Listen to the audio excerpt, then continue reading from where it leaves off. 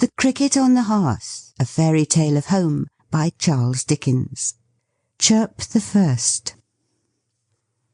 The kettle began it.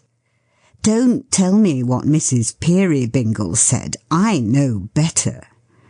Mrs. Peerybingle may leave it on record to the end of time that she couldn't say which of them began it, but I say the kettle did. I ought to know, I hope. The kettle began it full 5 minutes by the little waxy-faced Dutch clock in the corner before the cricket uttered a chirp. As if the clock hadn't finished striking and the convulsive little haymaker at the top of it, jerking away right and left with a scythe in front of a Moorish palace, hadn't mowed down half an acre of imaginary grass before the cricket joined in at all. Why, I am not naturally positive. Everyone knows that. I wouldn't set my own opinion against the opinion of Mrs. Peerybingle unless I were quite sure, on any account whatever. Nothing should induce me. But this is a question of fact. And the fact is that the kettle began it, at least 5 minutes before the cricket gave any sign of being in existence. Contradict me and I'll say 10. Let me narrate exactly how it happened. I should have proceeded to do so in my very first word, but for this plain consideration. If I am to tell a story, I must begin at the beginning. And how is it possible to begin at the beginning without beginning at the kettle? It appeared as if there were a sort of match or trial of skill, you must understand, between the kettle and the cricket. And this is what led to it, and how it came about. Mrs. Peerybingle, going out into the raw twilight, and clicking over the wet stones in a pair of pattens that worked innumerable rough impressions of the first proposition in Euclid all about the yard, Mrs. Peerybingle filled the kettle at the water-butt.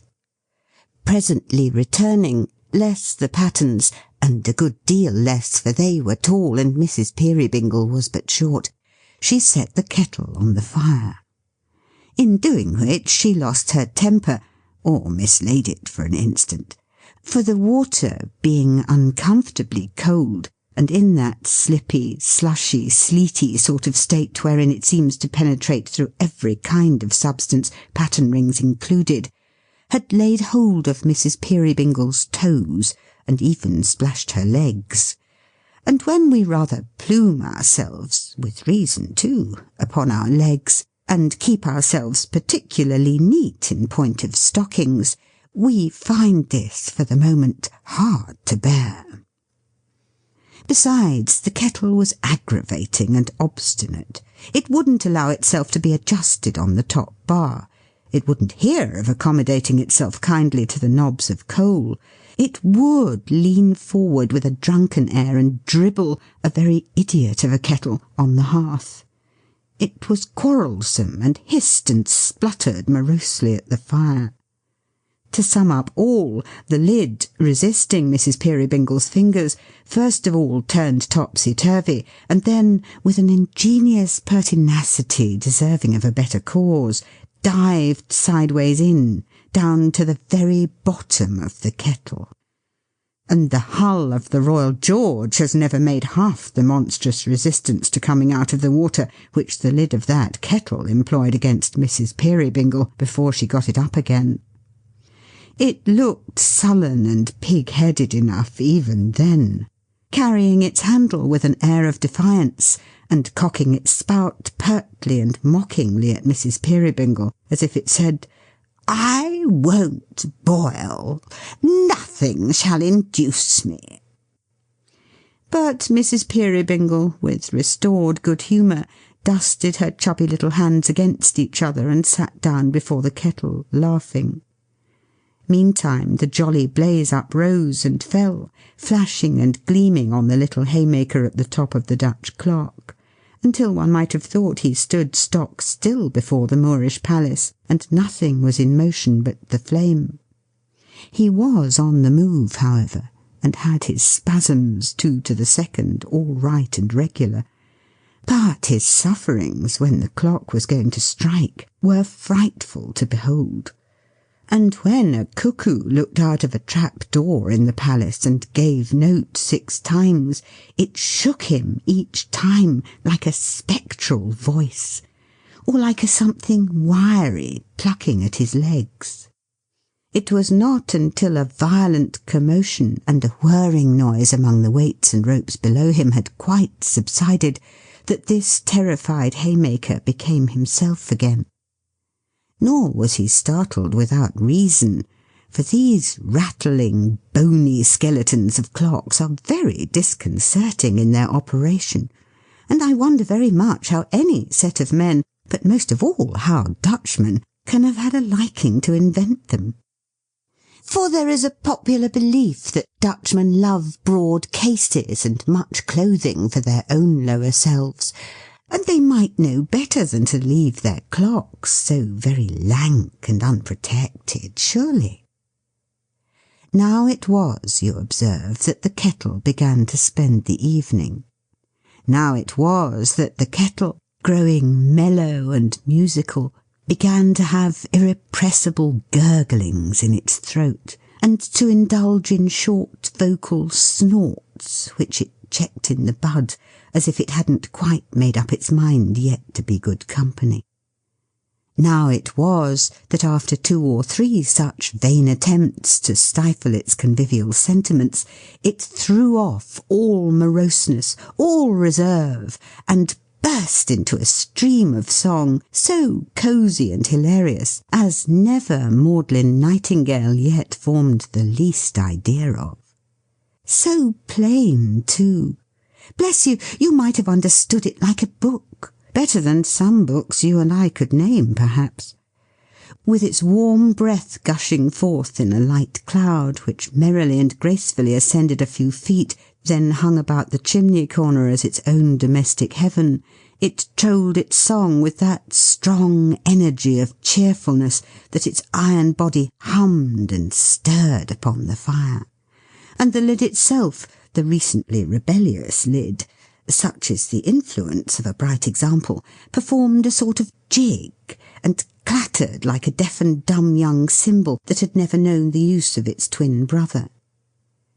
That this song of the kettle's was a song of invitation and welcome to somebody out of doors, to somebody at that moment coming on towards the snug small home and the crisp fire, there is no doubt whatever. Mrs. Peerybingle knew it perfectly, as she sat musing before the hearth. "It's a dark night," sang the kettle, "and the rotten leaves are lying by the way, and above all is mist and darkness, and below all is mire and clay, and there's only one relief in all the sad and murky air, and I don't know that it is one, for it's nothing but a glare of deep and angry crimson, where the sun and wind together set a brand upon the clouds for being guilty of such weather.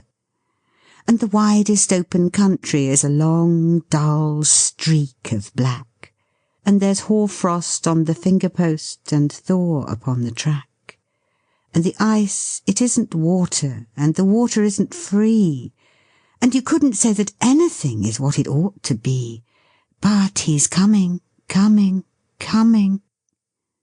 And here, if you like, the cricket did chime in, with a chirrup, chirrup, chirrup of such magnitude by way of chorus, with a voice so astoundingly disproportionate to its size as compared with the kettle, size, you couldn't see it, that if it had then and there burst itself like an overcharged gun, if it had fallen a victim on the spot and chirruped its little body into 50 pieces, it would have seemed a natural and inevitable consequence for which it had expressly laboured.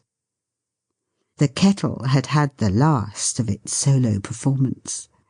It persevered with undiminished ardour, but the cricket took first fiddle and kept it.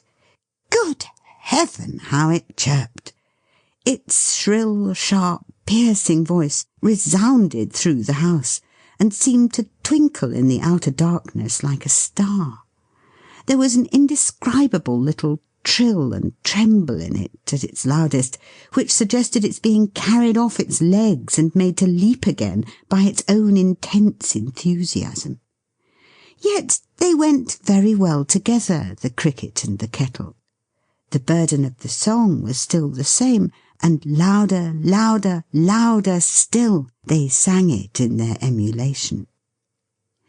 The fair little listener, for fair she was, and young, though something of what is called the dumpling shape, but I don't myself object to that, lighted a candle, glanced at the haymaker on the top of the clock, who was getting in a pretty average crop of minutes, and looked out of the window, where she saw nothing, owing to the darkness, but her own face imaged in the glass.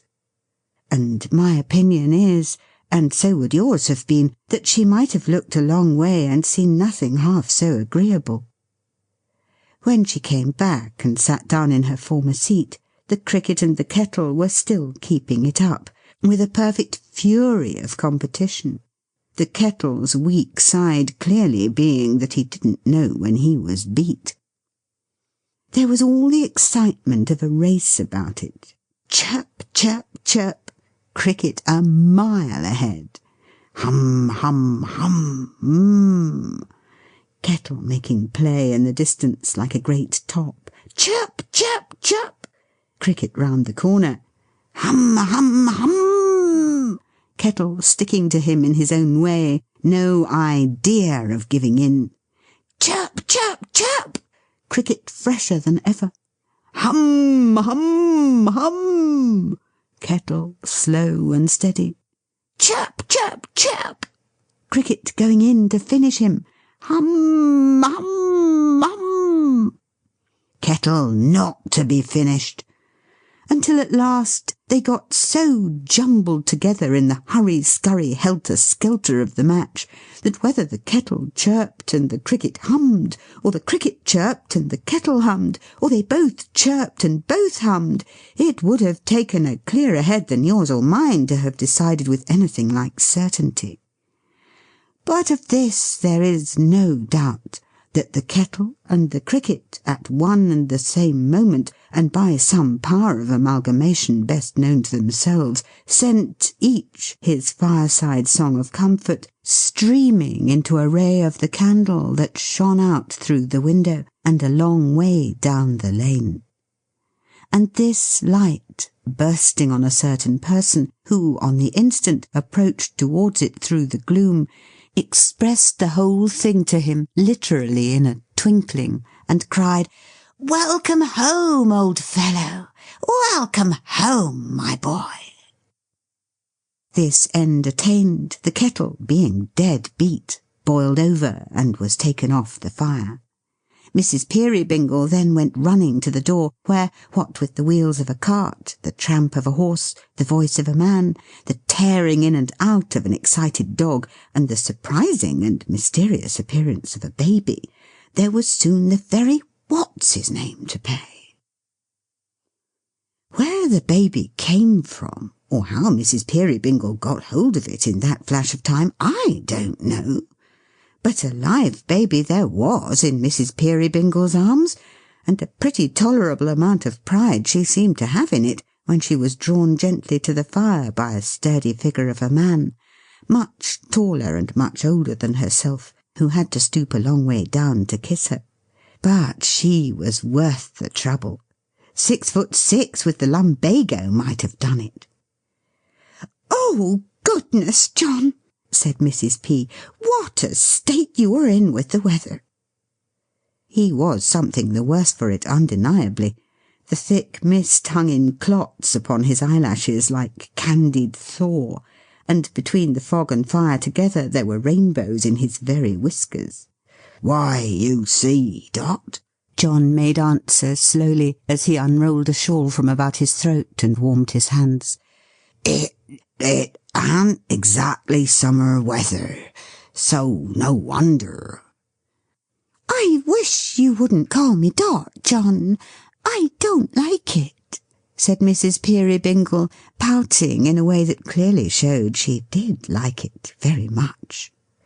"Why, what else are you?" returned John, looking down upon her with a smile, and giving her waist as light a squeeze as his huge hand and arm could give. "A Dot and—" here he glanced at the baby. "A Dot and Carry— I won't say it for fear I should spoil it, but I was very near a joke. I don't know as ever I was nearer." He was often near to something or other very clever, by his own account, this lumbering, slow, honest John.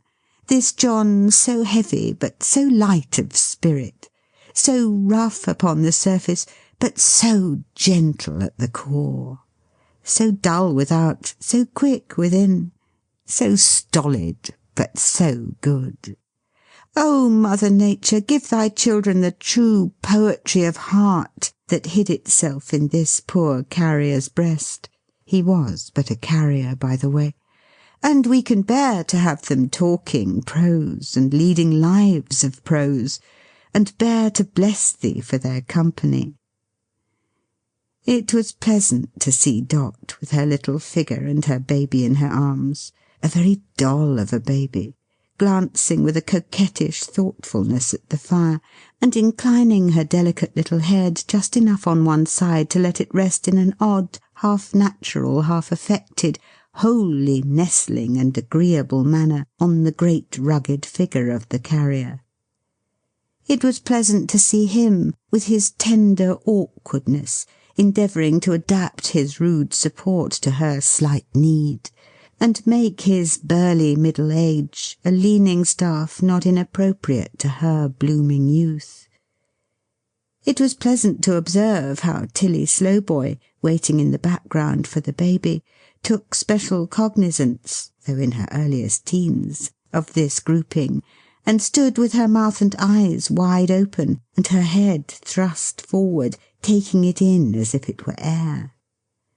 Nor was it less agreeable to observe how John the carrier, reference being made by Dot to the aforesaid baby, checked his hand when on the point of touching the infant, as if he thought he might crack it, and bending down, surveyed it from a safe distance with a kind of puzzled pride, such as an amiable mastiff might be supposed to show if he found himself one day the father of a young canary.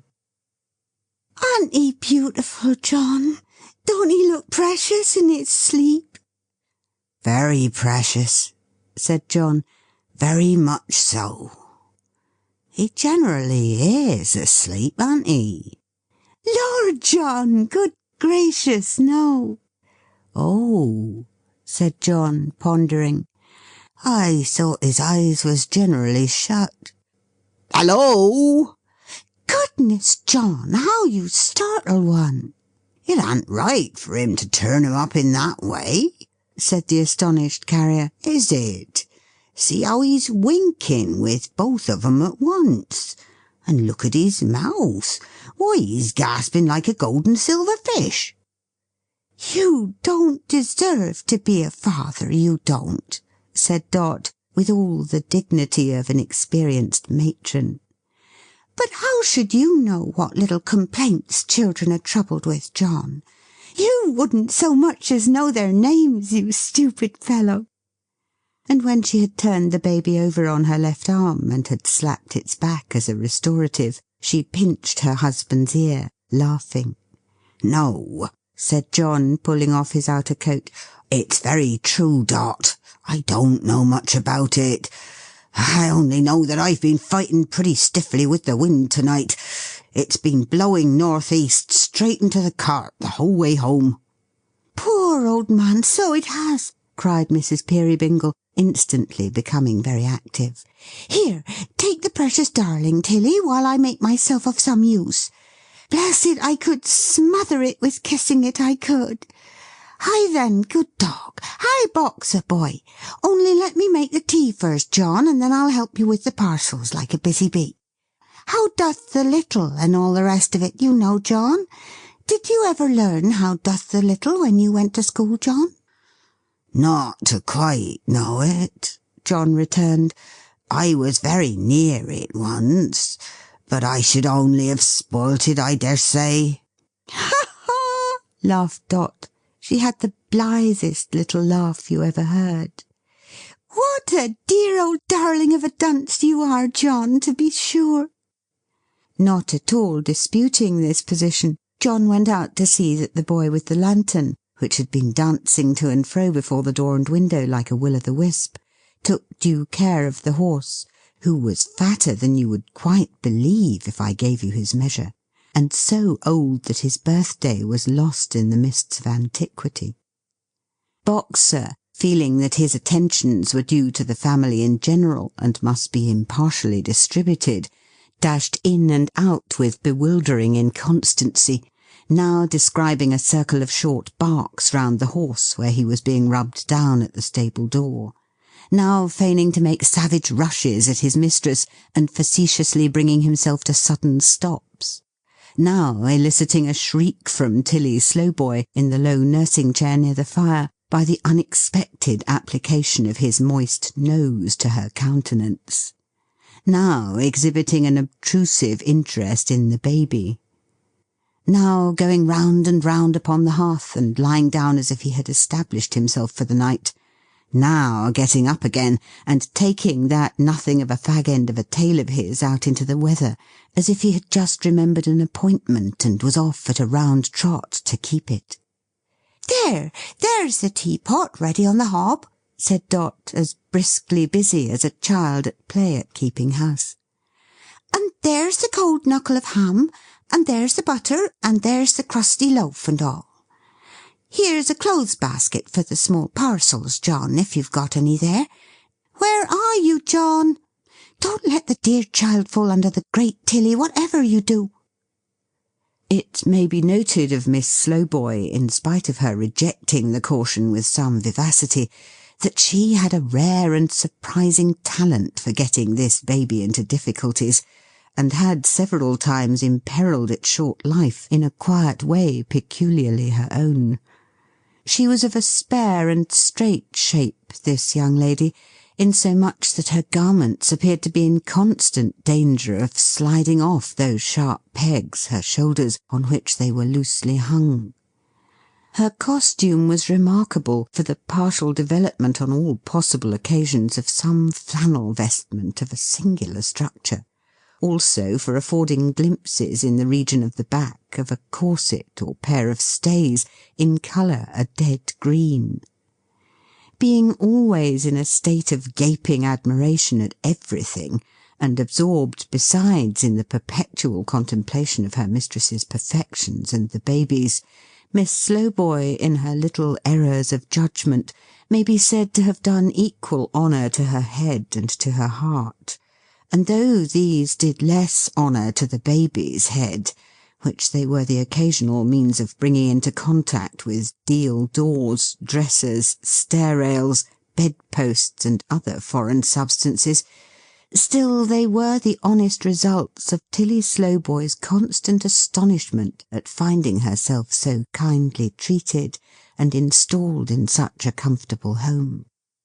For the maternal and paternal Slowboy were alike unknown to fame, and Tilly had been bred by public charity a foundling, which word, though only differing from fondling by one vowel's length, is very different in meaning, and expresses quite another thing. To have seen little Mrs. Peerybingle come back with her husband, tugging at the clothes-basket, and making the most strenuous exertions to do nothing at all, for he carried it, would have amused you almost as much as it amused him.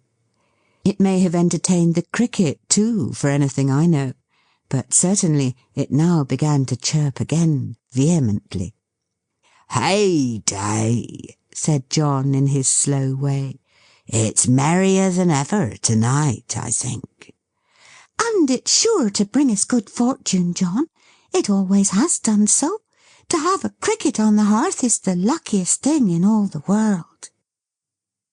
John looked at her as if he had very nearly got the thought into his head that she was his cricket in chief, and he quite agreed with her. but it was probably one of his narrow escapes, for he said nothing. "The first time I heard its cheerful little note, John, was on that night when you brought me home. When you brought me to my new home here, its little mistress, nearly a year ago. You recollect, John?" Oh, yes, John remembered. I should think so. "Its chirp was such a welcome to me. It seemed so full of promise and encouragement. It seemed to say you would be kind and gentle with me, and would not expect, I had a fear of that, John, then, to find an old head on the shoulders of your foolish little wife." John thoughtfully patted one of the shoulders, and then the head, as though he would have said, no, no, he had had no such expectation. He had been quite content to take them as they were. And really he had reason. They were very comely. "It spoke the truth, John, when it seemed to say so.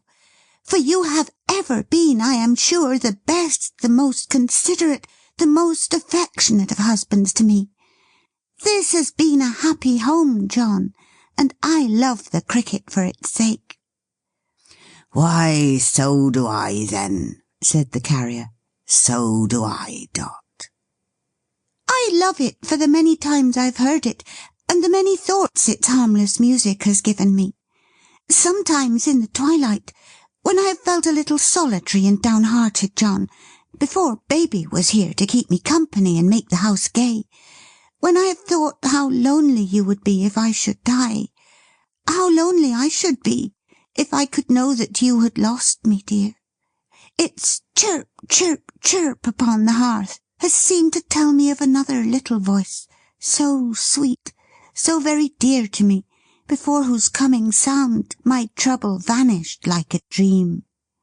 And when I used to fear, I did fear once, John, I was very young, you know, that ours might prove to be an ill-assorted marriage, I being such a child, and you more like my guardian than my husband, and that you might not, however hard you tried, be able to learn to love me as you hoped and prayed you might.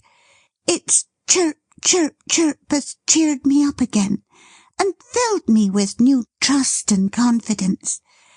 I was thinking of these things to-night, dear, when I sat expecting you, and I love the cricket for their sake."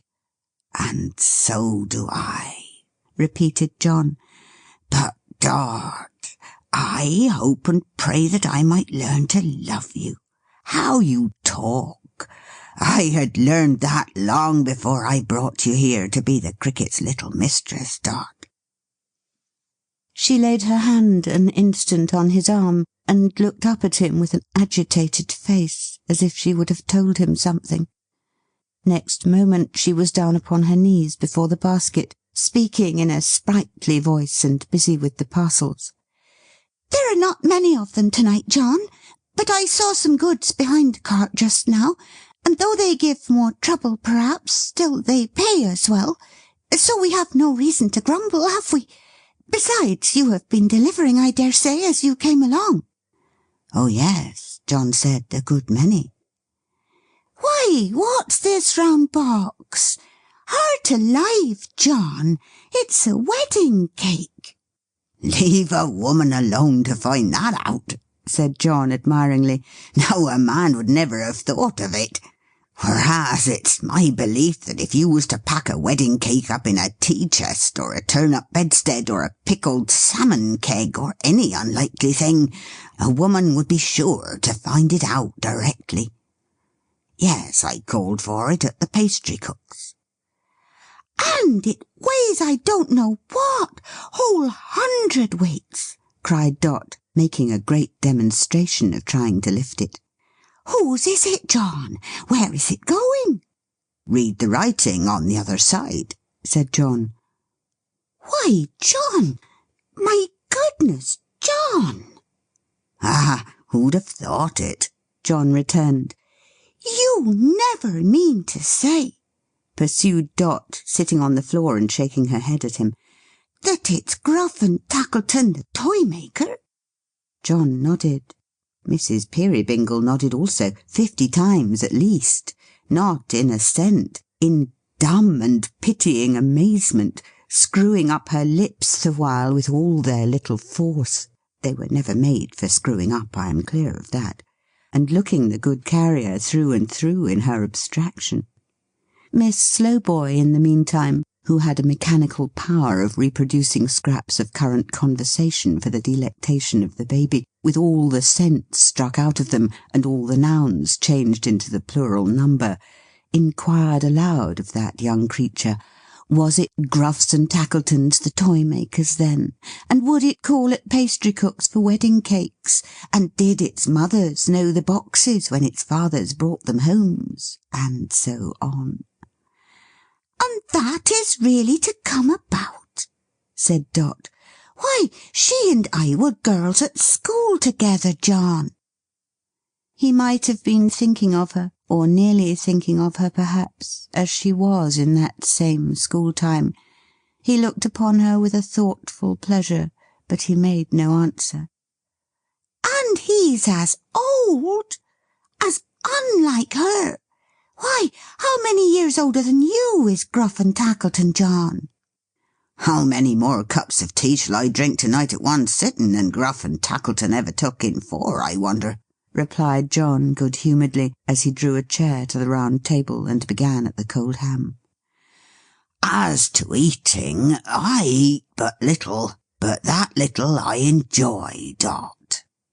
Even this, his usual sentiment at meal-times, one of his innocent delusions, for his appetite was always obstinate and flatly contradicted him, awoke no smile in the face of his little wife, who stood among the parcels, pushing the cake-box slowly from her with her foot, and never once looked, though her eyes were cast down too, upon the dainty shoe she generally was so mindful of. Absorbed in thought, she stood there, heedless alike of the tea and John, although he called to her and rapped the table with his knife to startle her, until he rose and touched her on the arm, when she looked at him for a moment, and hurried to her place behind the tea-board, laughing at her negligence. But not as she had laughed before. The manner and the music were quite changed. The cricket, too, had stopped. Somehow the room was not so cheerful as it had been. Nothing like it. "So these are all the parcels, are they, John?" she said, breaking a long silence, which the honest carrier had devoted to the practical illustration of one part of his favourite sentiment, certainly enjoying what he ate, if it couldn't be admitted that he ate but little. "So these are all the parcels, are they, John?" "That's all," said John. "Why, no, laying down his knife and fork, and taking a long breath. I declare I've clean forgotten the old gentleman." "The old gentleman?" "In the cart," said John. "He was asleep among the straw the last time I saw him. I very nearly remembered him twice since I came in, but he went out of my head again. Hallo!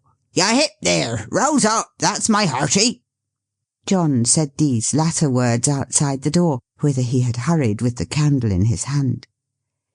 Miss Slowboy, conscious of some mysterious reference to the old gentleman, and connecting in her mystified imagination certain associations of a religious nature with the phrase, was so disturbed that, hastily rising from the low chair by the fire to seek protection near the skirts of her mistress, and coming into contact as she crossed the doorway with an ancient stranger, she instinctively made a charge or butt at him with the only offensive instrument within her reach. This instrument happening to be the baby, great commotion and alarm ensued, which the sagacity of Boxer rather tended to increase. For that good dog, more thoughtful than his master, had, it seemed, been watching the old gentleman in his sleep, lest he should walk off with a few young poplar trees that were tied up behind the cart, and he still attended on him very closely, worrying his gaiters, in fact, and making dead sets at the buttons. "You're such an undeniable good sleeper, sir," said John, when tranquillity was restored. In the meantime the old gentleman had stood bareheaded and motionless in the centre of the room. "That I have half a mind to ask you where the other 6 are. Only that would be a joke, and I know I should spoil it. Very near, though," murmured the carrier with a chuckle. "Very near." The stranger, who had long white hair, good features, singularly bold and well defined for an old man, and dark, bright, penetrating eyes, looked round with a smile and saluted the carrier's wife by gravely inclining his head. His garb was very quaint and odd, a long, long way behind the time. Its hue was brown all over.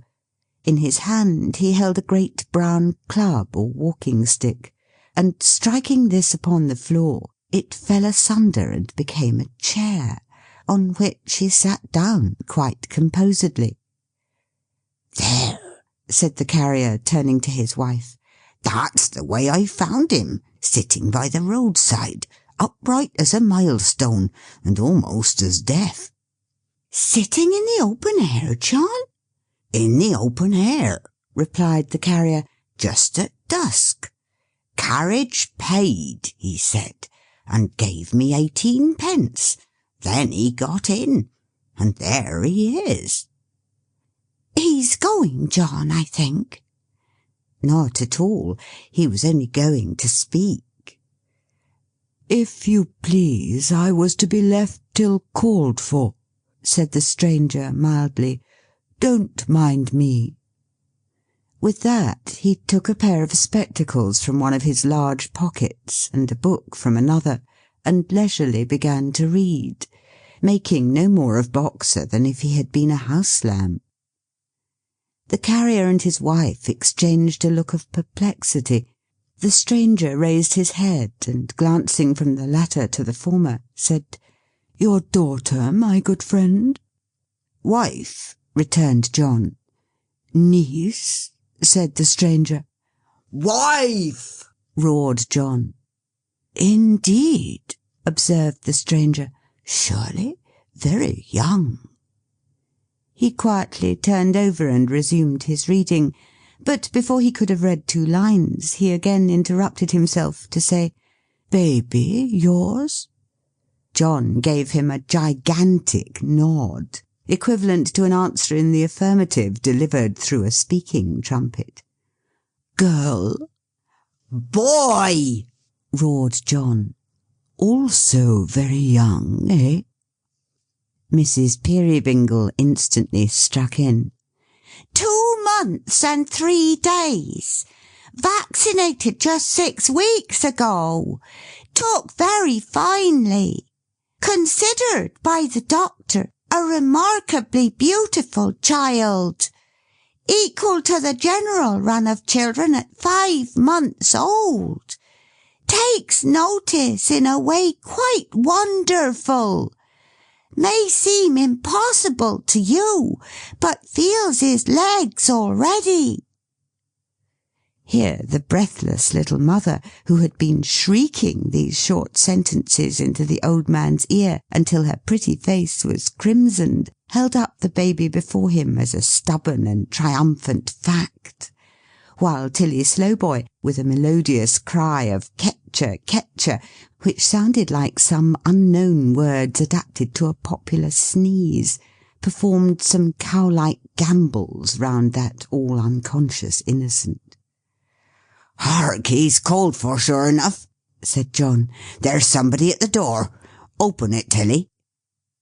Before she could reach it, however, it was opened from without, being a primitive sort of door with a latch that anyone could lift if he chose, and a good many people did choose, I can tell you, for all kinds of neighbours liked to have a cheerful word or 2 with the carrier, though he was no great talker for the matter of that.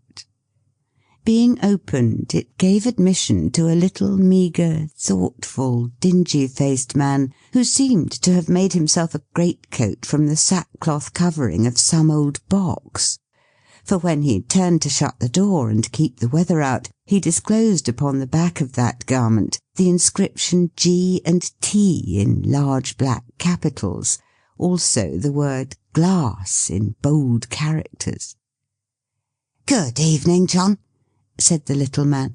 "Good evening, Mum. Good evening, Tilly. Good evening, Unbeknown. How's baby, Mum? Boxer's pretty well, I hope?" "All thriving, Caleb," replied Dot. "I am sure you need only look at the dear child for one to know that." "And I'm sure I need only look at you for another," said Caleb. He didn't look at her, though, for he had a wandering and thoughtful eye which seemed to be always projecting itself into some other time and place, no matter what he said, a description which will equally apply to his voice. "Or at John for another," said Caleb. "Or at Tilly, as far as that goes. Or certainly at Boxer." "Busy just now, Caleb?" asked the carrier. "Why, pretty well, John," he returned, with the distraught air of a man who was casting about for the philosopher's stone, at least. "Pretty much so. There's rather a run on Noah's Arks at present. I could have wished to improve upon the family, but I don't see how it's to be done at the price. It would be a satisfaction to one's mind to make it clearer which was Shems and Hams, and which was wives. Flies ain't on that scale neither, as compared with elephants, you know. Ah, well, have you got anything in the parcel line for me, John?"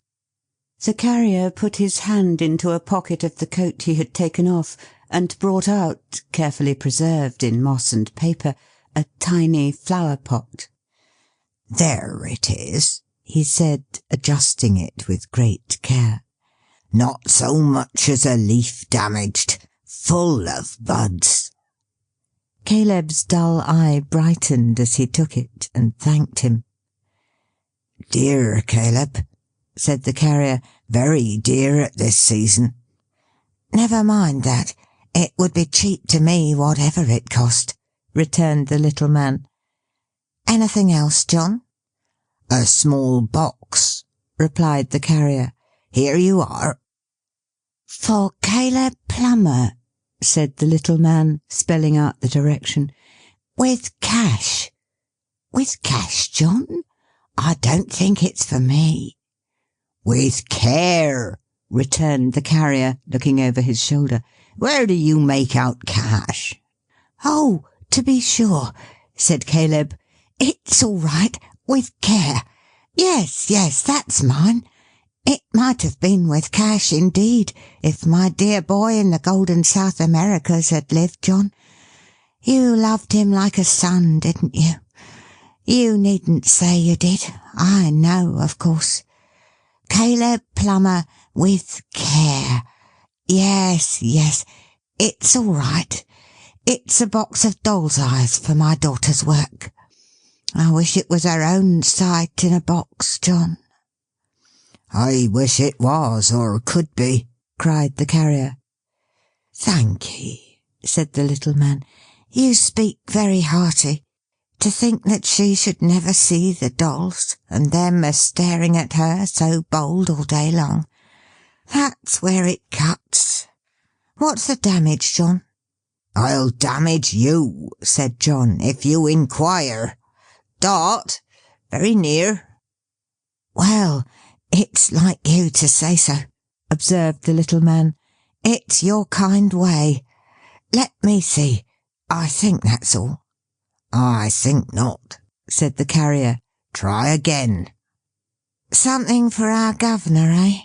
said Caleb, after pondering a little while. "To be sure, that's what I came for, but my head's so running on them arks and things. He hasn't been here, has he?" "Not he," returned the carrier. "He's too busy courting." "He's coming round, though," said Caleb, "for he told me to keep on the near side of the road going home, and it was 10 to 1 he'd take me up. I had better go, by the by. You couldn't have the goodness to let me pinch Boxer's tail, Mum, for half a moment, could you?" "Why, Caleb, what a question!" "Oh, never mind, Mum," said the little man. He mightn't like it, perhaps. There's a small order just come in for barking dogs, and I should wish to go as close to nature as I could for sixpence. That's all. Never mind, Mum." It happened opportunely that Boxer, without receiving the proposed stimulus, began to bark with great zeal.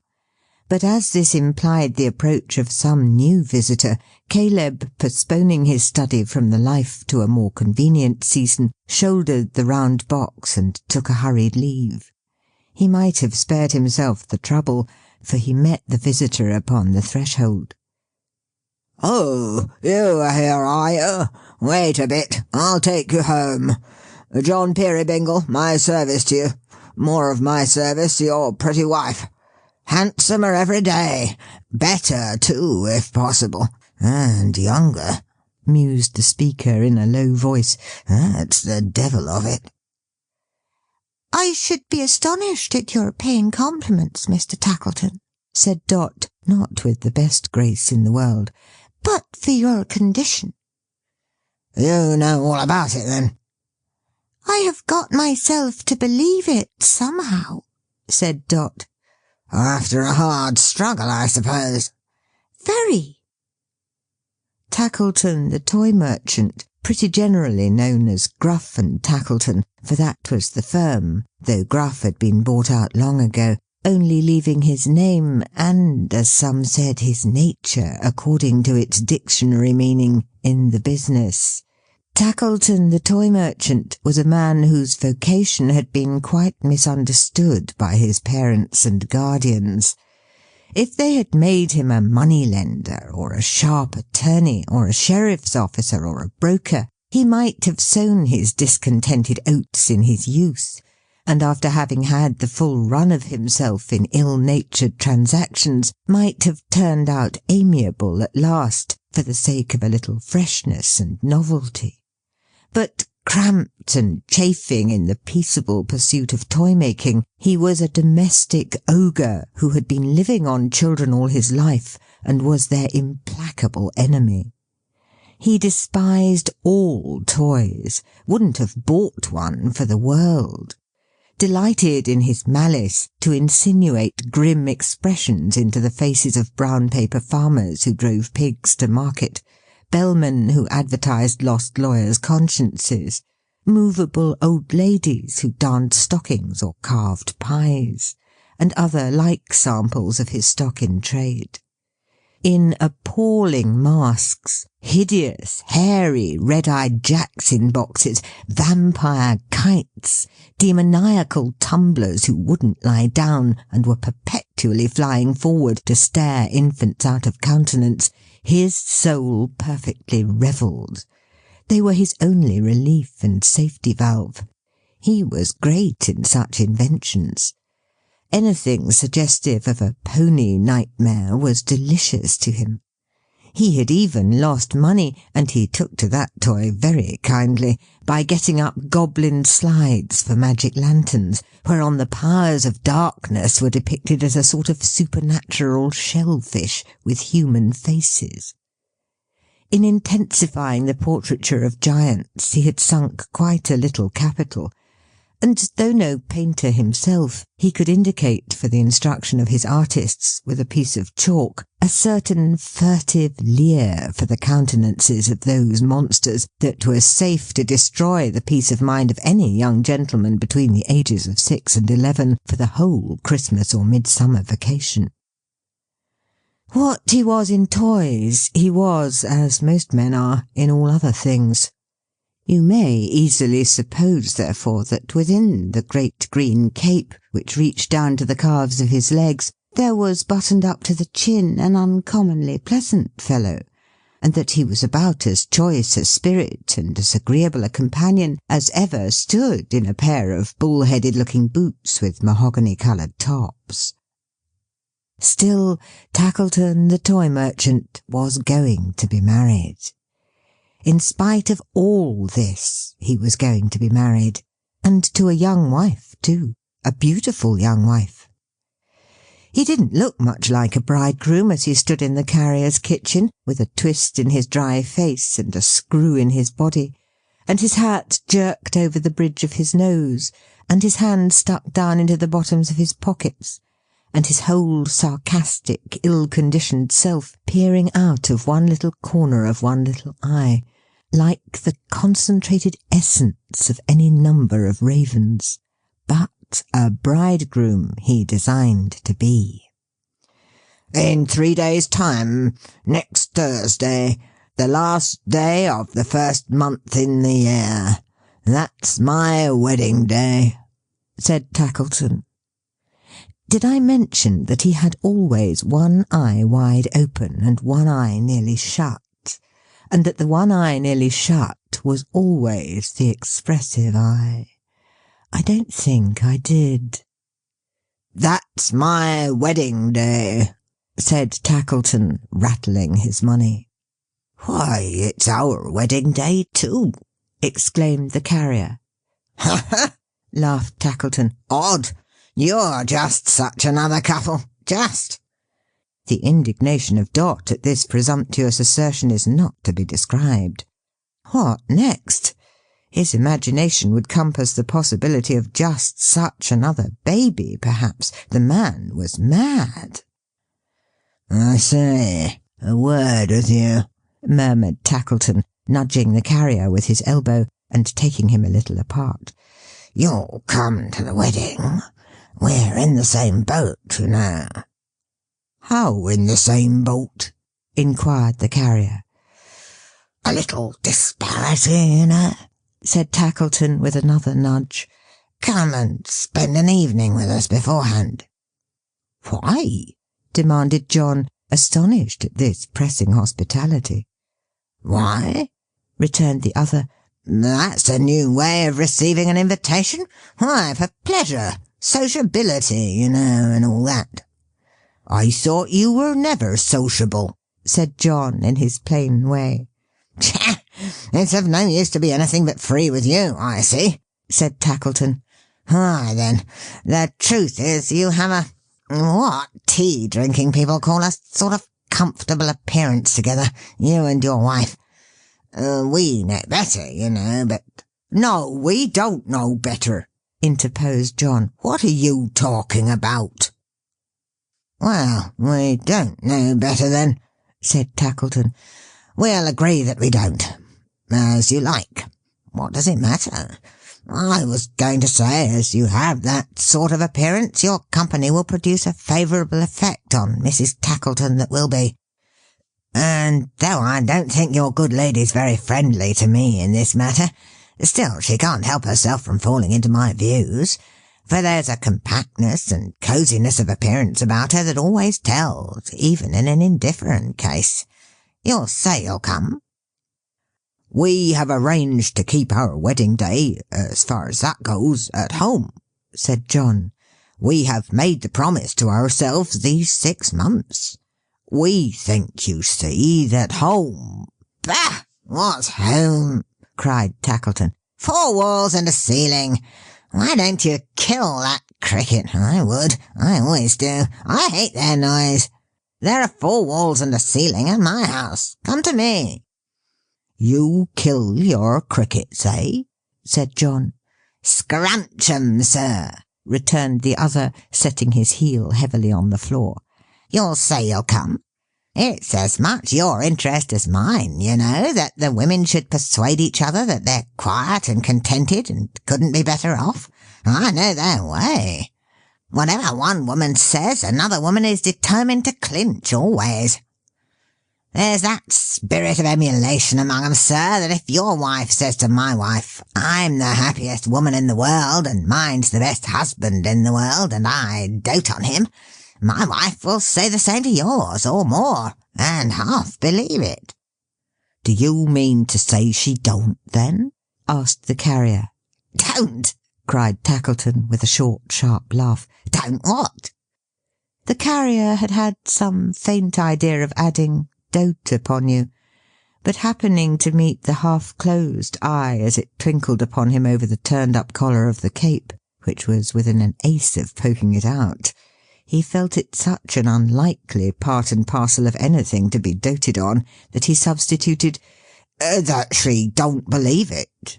"Ha, you dog! You're joking," said Tackleton. But the carrier, though slow to understand the full drift of his meaning, eyed him in such a serious manner that he was obliged to be a little more explanatory. "I have the humour," said Tackleton, holding up the fingers of his left hand, and tapping the forefinger to imply, "There I am, Tackleton to wit." "I have the humour, sir, to marry a young wife, and a pretty wife." Here he rapped his little finger to express the bride, not sparingly, but sharply, with a sense of power.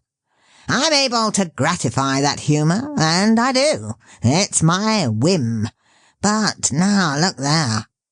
He pointed to where Dot was sitting thoughtfully before the fire, leaning her dimpled chin upon her hand and watching the bright blaze.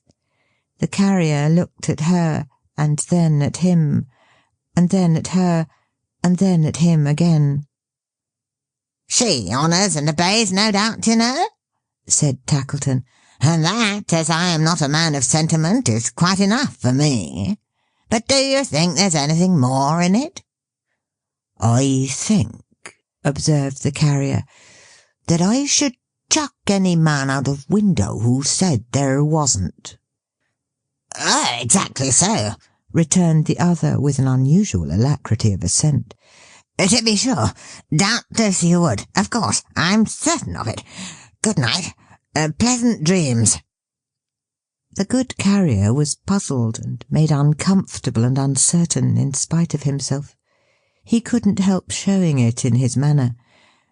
"Good night, my dear friend," said Tackleton compassionately. "I'm off. We're exactly alike in reality, I see. You won't give us tomorrow evening? Well, next day you go out visiting, I know. I'll meet you there, and bring my wife that is to be. It'll do her good. You're agreeable? Thank ye. What's that?" It was a large cry from the carrier's wife. A loud, sharp, sudden cry that made the room ring like a glass vessel. She had risen from her seat and stood like one transfixed by terror and surprise. The stranger had advanced towards the fire to warm himself, and stood within a short stride of her chair, but quite still. "Dot!" cried the carrier. "Mary, darling, what's the matter?" They were all about her in a moment. Caleb, who had been dozing on the cake-box, in the first imperfect recovery of his suspended presence of mind, seized Miss Slowboy by the hair of her head, but immediately apologized. "Mary!" exclaimed the carrier, supporting her in his arms. "Are you ill? What is it? Tell me, dear." She only answered by beating her hands together and falling into a wild fit of laughter. Then, sinking from his grasp upon the ground, she covered her face with her apron and wept bitterly. And then she laughed again, and then she cried again, and then she said how cold it was, and suffered him to lead her to the fire, where she sat down as before. The old man standing as before, quite still. "I'm better, John," she said. "I'm quite well now. John. But John was on the other side of her. Why turn her face towards the strange old gentleman as if addressing him? Was her brain wandering? "Only a fancy, John dear. A kind of shock. Something coming suddenly before my eyes. I don't know what it was. It's quite gone. Quite gone." "I'm glad it's gone," muttered Tackleton, turning the expressive eye all round the room. "I wonder where it's gone, and what it was. Caleb, come here. Who's that with the grey hair?" "I don't know, sir," returned Caleb in a whisper. "Never seen him before in all my life. A beautiful figure for a nutcracker. Quite a new model. With a screw jaw opening down into his waistcoat, he'd be lovely." "Not ugly enough," said Tackleton. "Or for a firebox either," observed Caleb in deep contemplation. "What a model! unscrew his head to put the matches in, turn him heels upwards for the light, and what a firebox for a gentleman's mantel-shelf, just as he stands." "Not half ugly enough," said Tackleton. "Nothing in him at all. Come, bring that box. All right now, I hope?" "Oh, quite gone, said the little woman, waving him hurriedly away. "Good night." "Good night," said Tackleton. "Good night, John Peerybingle. Take care how you carry that box, Caleb. Let it fall and I'll murder you. Dark as pitch and weather worse than ever, eh? Good night." So, with another sharp look round the room, he went out at the door, followed by Caleb with the wedding cake on his head. The carrier had been so much astounded by his little wife, and so busily engaged in soothing and tending her, that he had scarcely been conscious of the stranger's presence until now, when he again stood there, their only guest. "He don't belong to them, you see," said John. "I must give him a hint to go." "I beg your pardon, friend," said the old gentleman, advancing to him. "The more so, as I fear your wife has not been well. But the attendant whom my infirmity," he touched his ears and shook his head, "renders almost indispensable, not having arrived, I fear there must be some mistake. The bad night, which made the shelter of your comfortable cart, may I never have a worse, so acceptable, is still as bad as ever. Would you, in your kindness, suffer me to rent a bed here?" "Yes, yes," cried Dot. "Yes, certainly." "Oh," said the carrier, surprised by the rapidity of this consent. "Well, I don't object, but still I'm not quite sure that—" "Hush!" she interrupted. "Dear John." "Why, he's stone deaf," urged John. "I know he is, but—" "Yes, sir, certainly. Yes, certainly. I'll make him up a bed directly, John." As she hurried off to do it, the flutter of her spirits and the agitation of her manner was so strange that the carrier stood looking after her, quite confounded. "Did its mothers make it up a beds, then?" cried Miss Slowboy to the baby. "And did its hair grow brown and curly when its caps was lifted off, and frighten it of precious pets a-sitting by the fires?" With that unaccountable attraction of the mind to trifles which is often incidental to a state of doubt and confusion, the carrier, as he walked slowly to and fro, found himself mentally repeating even these absurd words many times. So many times that he got them by heart, and was still conning them over and over like a lesson, when Tilly, after administering as much friction to the little bald head with her hand as she thought wholesome, according to the practice of nurses, had once more tied the baby's cap on. "And frighten it of precious pets a-sitting by the fire.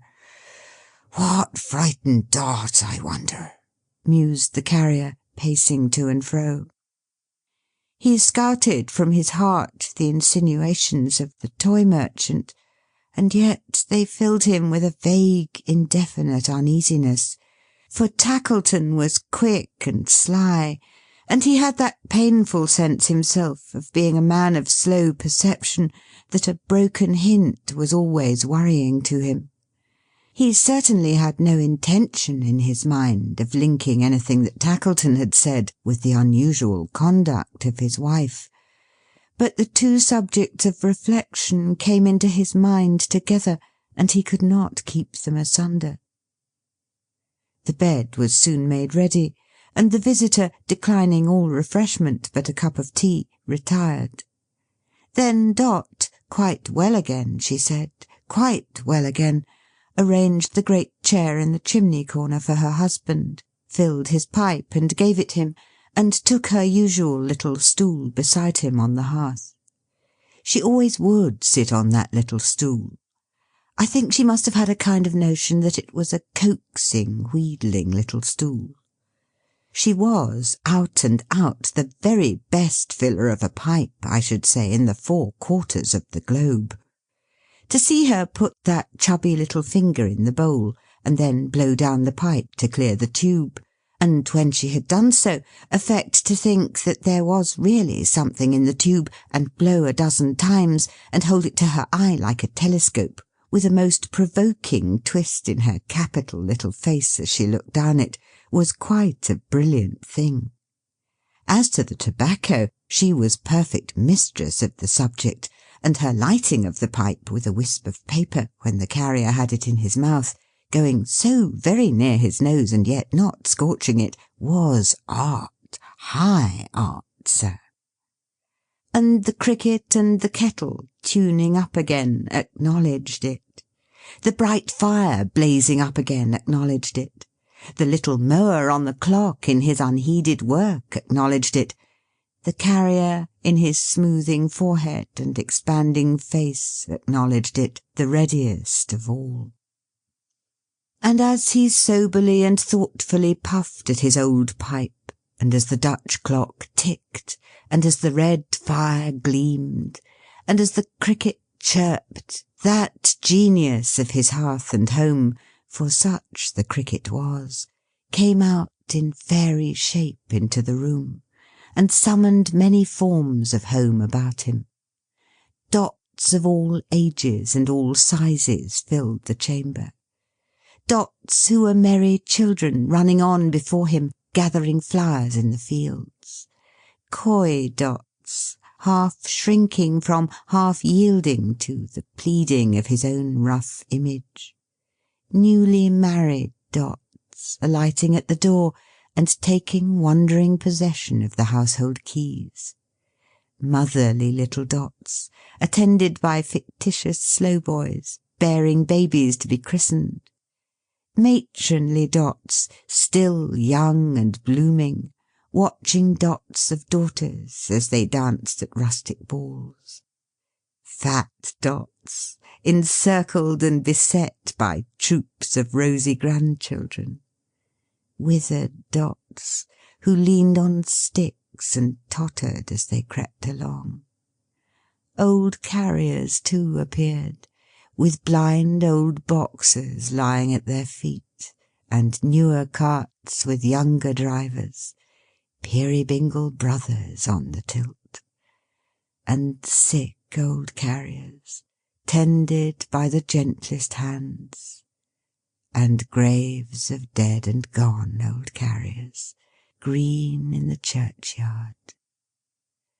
And as the cricket showed him all these things, he saw them plainly, though his eyes were fixed upon the fire. The carrier's heart grew light and happy, and he thanked his household gods with all his might, and cared no more for Gruff and Tackleton than you do.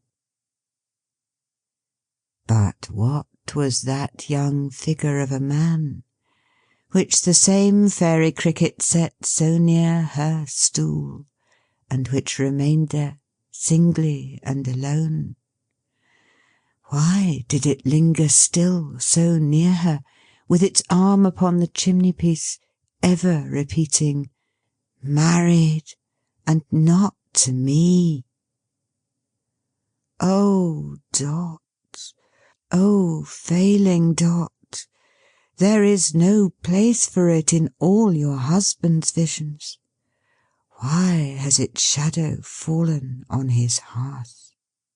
Caleb Plummer and his blind daughter lived all alone by themselves, as the storybooks say, and my blessing with yours to back it, I hope, on the storybooks for saying anything in this workaday world. Caleb Plummer and his blind daughter lived all alone by themselves, in a little cracked nutshell of a wooden house, which was, in truth, no better than a pimple on the prominent red brick nose of Gruff and Tackleton. The premises of Gruff and Tackleton were the great feature of the street, but you might have knocked down Caleb Plummer's dwelling with a hammer or two, and carried off the pieces in a cart. If anyone had done the dwelling-house of Caleb Plummer the honour to miss it after such an inroad, It would have been, no doubt, to commend its demolition as a vast improvement. It stuck to the premises of Gruff and Tackleton like a barnacle to a ship's keel, or a snail to a door, or a little bunch of toadstools to the stem of a tree. But it was the germ from which the full-grown trunk of Gruff and Tackleton had sprung, and under its crazy roof the Gruff before last had, in a small way, made toys for a generation of old boys and girls who had played with them and found them out, and broken them, and gone to sleep. I have said that Caleb and his poor blind daughter lived here, but I should have said that Caleb lived here, and his poor blind daughter somewhere else, in an enchanted home of Caleb's furnishing, where scarcity and shabbiness were not, and trouble never entered.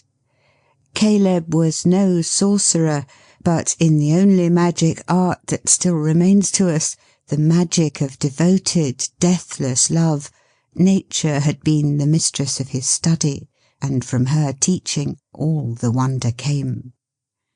The blind girl never knew that ceilings were discoloured, walls blotched and bare of plaster here and there, high crevices unstopped and widening every day, beams mouldering and tending downward.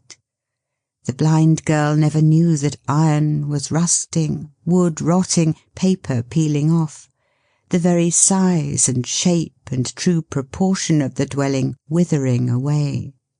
The blind girl never knew that ugly shapes of delf and earthenware were on the board, that sorrow and faint-heartedness were in the house, that Caleb's scanty hairs were turning greyer and more grey before her sightless face.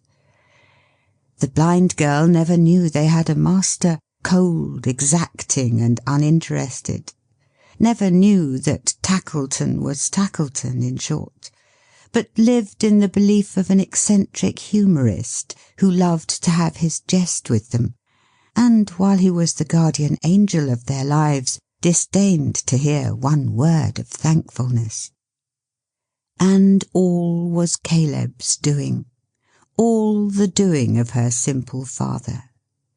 But he too had a cricket on his hearth, and listening sadly to its music when the motherless blind child was very young, that spirit had inspired him with the thought that even her great deprivation might be almost changed into a blessing, and the girl made happy by these little means.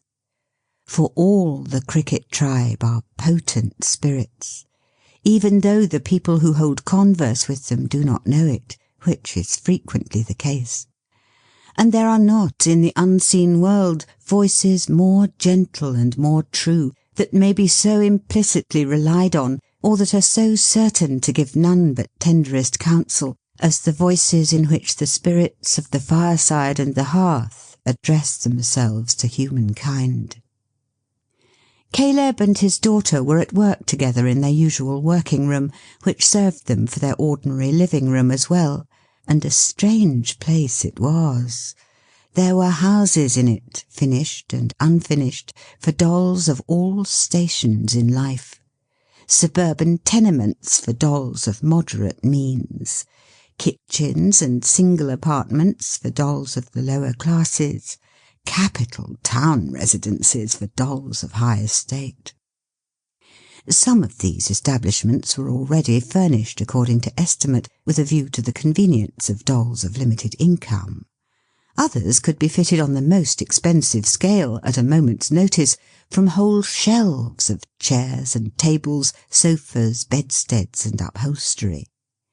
The nobility and gentry and public in general, for whose accommodation these tenements were designed, lay here and there in baskets, staring straight up at the ceiling, but in denoting their degrees in society, and confining them to their respective stations, which experience shows to be lamentably difficult in real life, the makers of these dolls had far improved on nature, who is often froward and perverse. For they, not resting on such arbitrary marks as satin, cotton print, and bits of rag, had superadded striking personal differences which allowed of no mistake. Thus, the doll lady of distinction had wax limbs of perfect symmetry, but only she and her compeers, the next grade in the social scale being made of leather, and the next of coarse linen stuff. As to the common people, they had just so many matches out of tinder boxes for their arms and legs, and there they were, established in their sphere at once, beyond the possibility of getting out of it. There were various other samples of his handicraft besides dolls in Caleb Plummer's room.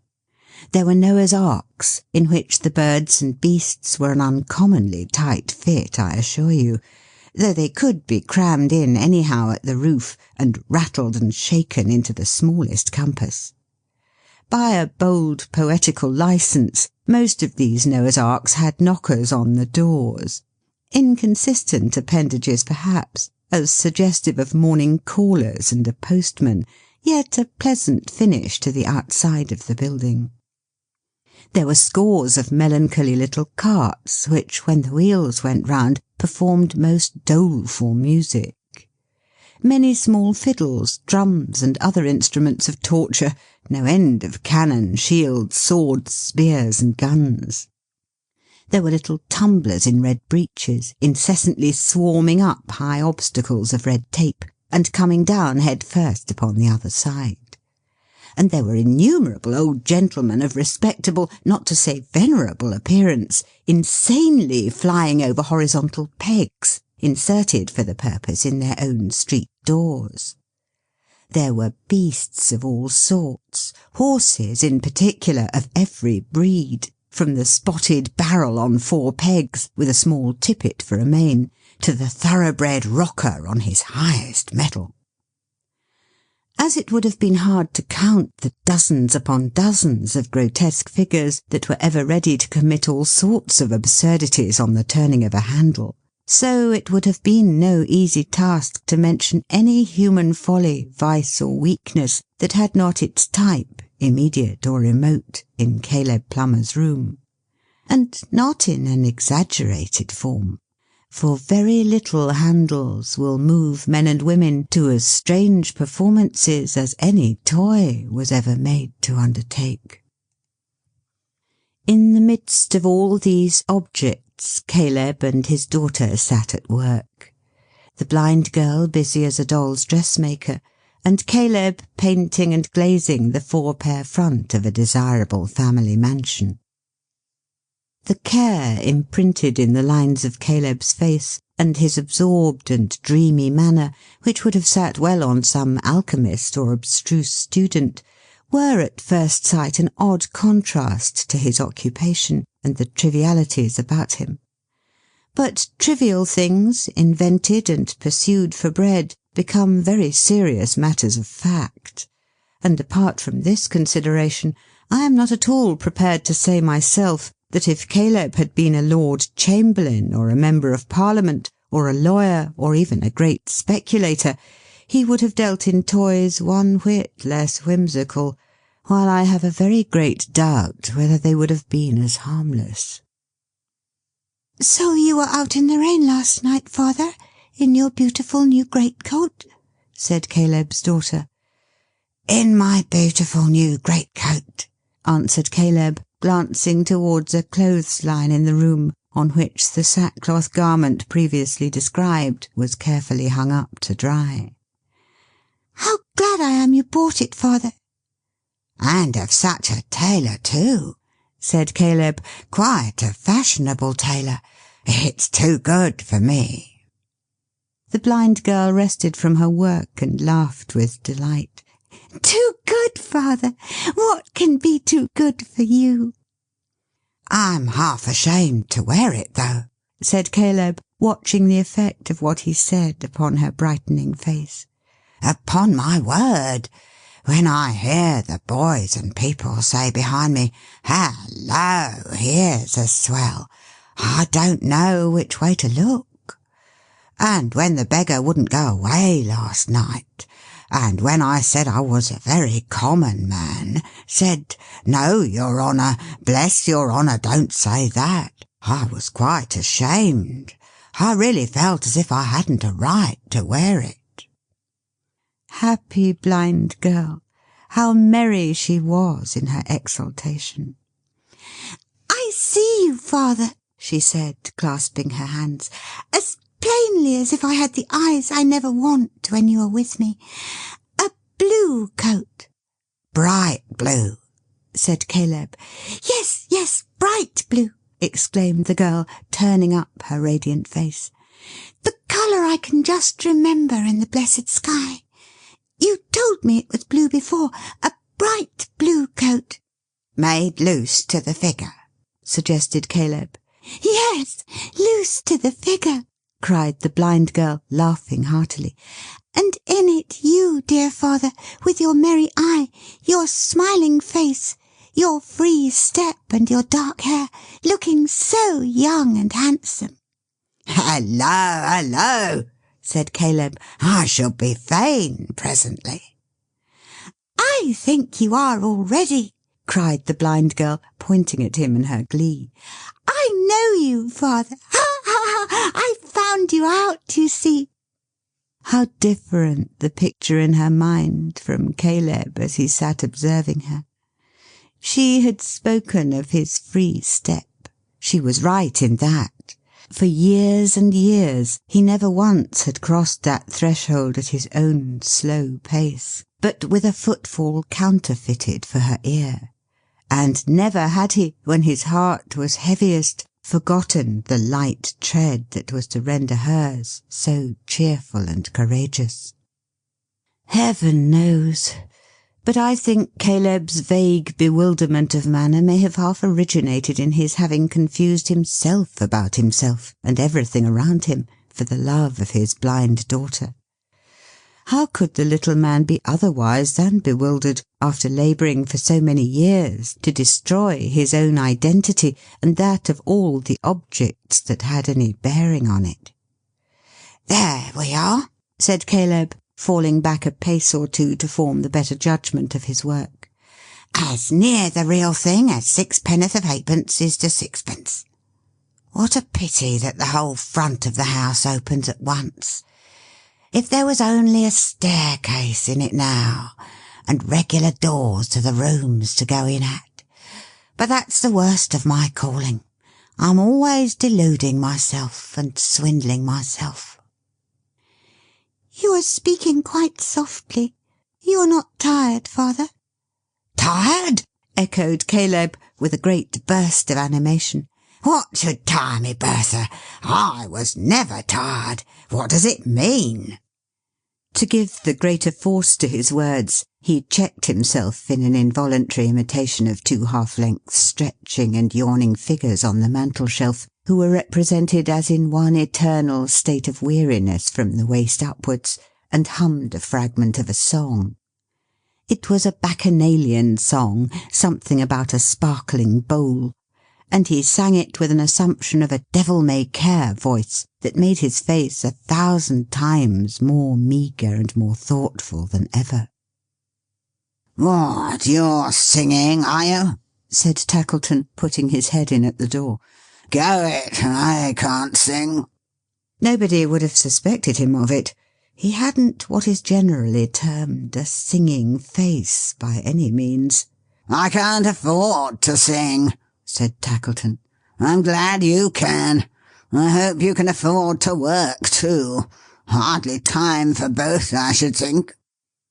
"If you could only see him, Bertha, how he's winking at me," whispered Caleb. "Such a man to joke. You'd think, if you didn't know him, he was in earnest, wouldn't you now?" The blind girl smiled and nodded. "The bird that can sing and won't sing must be made to sing, they say," grumbled Tackleton. "What about the owl that can't sing and oughtn't to sing and will sing? Is there anything that he should be made to do?" "The extent to which he's winking at this moment," whispered Caleb to his daughter. "Oh, my gracious!" "Always merry and light-hearted with us," cried the smiling Bertha. Ah, you're there, are you? Answered Tackleton. Poor idiot. He really did believe she was an idiot. And he founded the belief, I can't say whether consciously or not, upon her being fond of him. Well, and being there, how are you? Said Tackleton in his grudging way. Oh, well, quite well, and as happy as even you can wish me to be, as happy as you would make the whole world if you could. Poor idiot, muttered Tackleton. No gleam of reason, not a gleam. The blind girl took his hand and kissed it, held it for a moment in her own 2 hands, and laid her cheek against it tenderly before releasing it. There was such unspeakable affection and such fervent gratitude in the act that Tackleton himself was moved to say, in a milder growl than usual, What's the matter now? I stood it close beside my pillow when I went to sleep last night, and remembered it in my dreams. And when the day broke, and the glorious red sun, the red sun, Father. Red in the mornings and the evenings, Bertha, said poor Caleb, with a woeful glance at his employer. When it rose, and the bright light I almost fear to strike myself against in walking came into the room, I turned the little tree towards it, and blessed heaven for making things so precious, and blessed you for sending them to cheer me. Bedlam broke loose, said Tackleton under his breath. We shall arrive at the strait waistcoat and mufflers soon. We're getting on. Caleb, with his hands hooked loosely in each other, stared vacantly before him while his daughter spoke, as if he really were uncertain, I believe he was, whether Tackleton had done anything to deserve her thanks or not.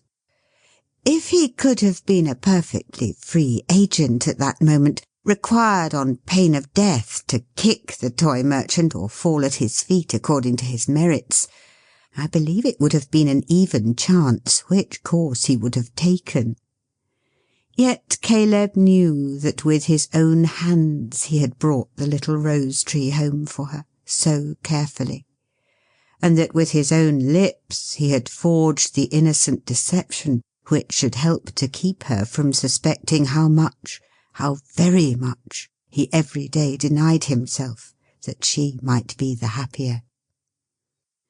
Bertha, said Tackleton, assuming for the nonce a little cordiality, come here.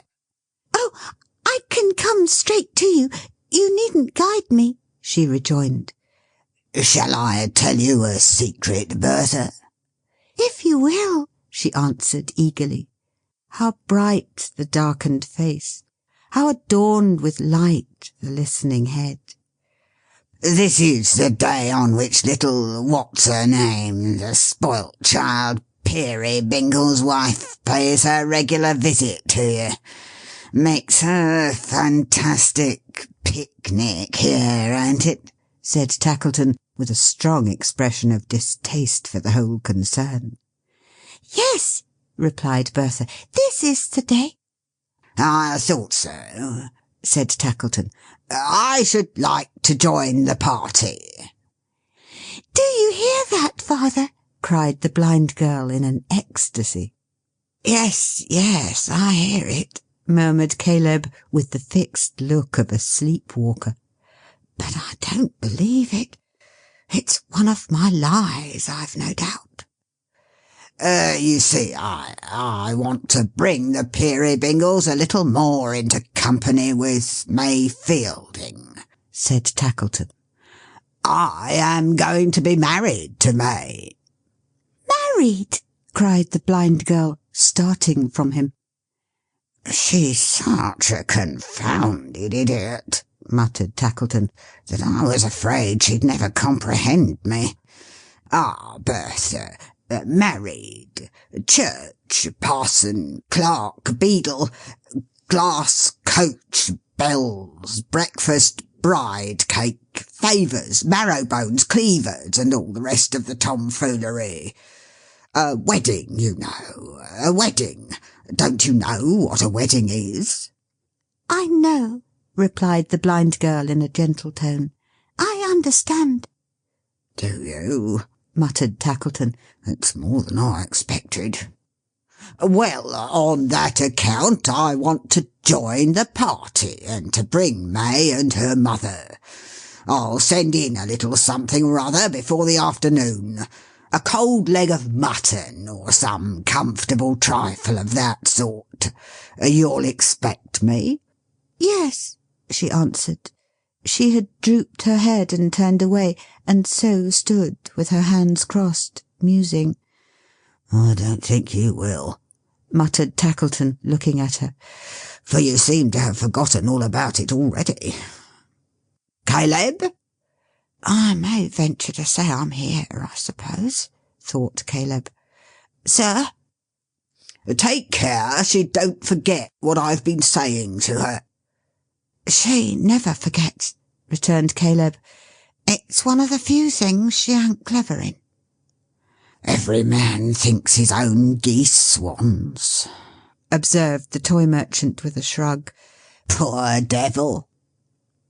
Having delivered himself of which remark with infinite contempt, old Gruff and Tackleton withdrew. Bertha remained where he had left her, lost in meditation.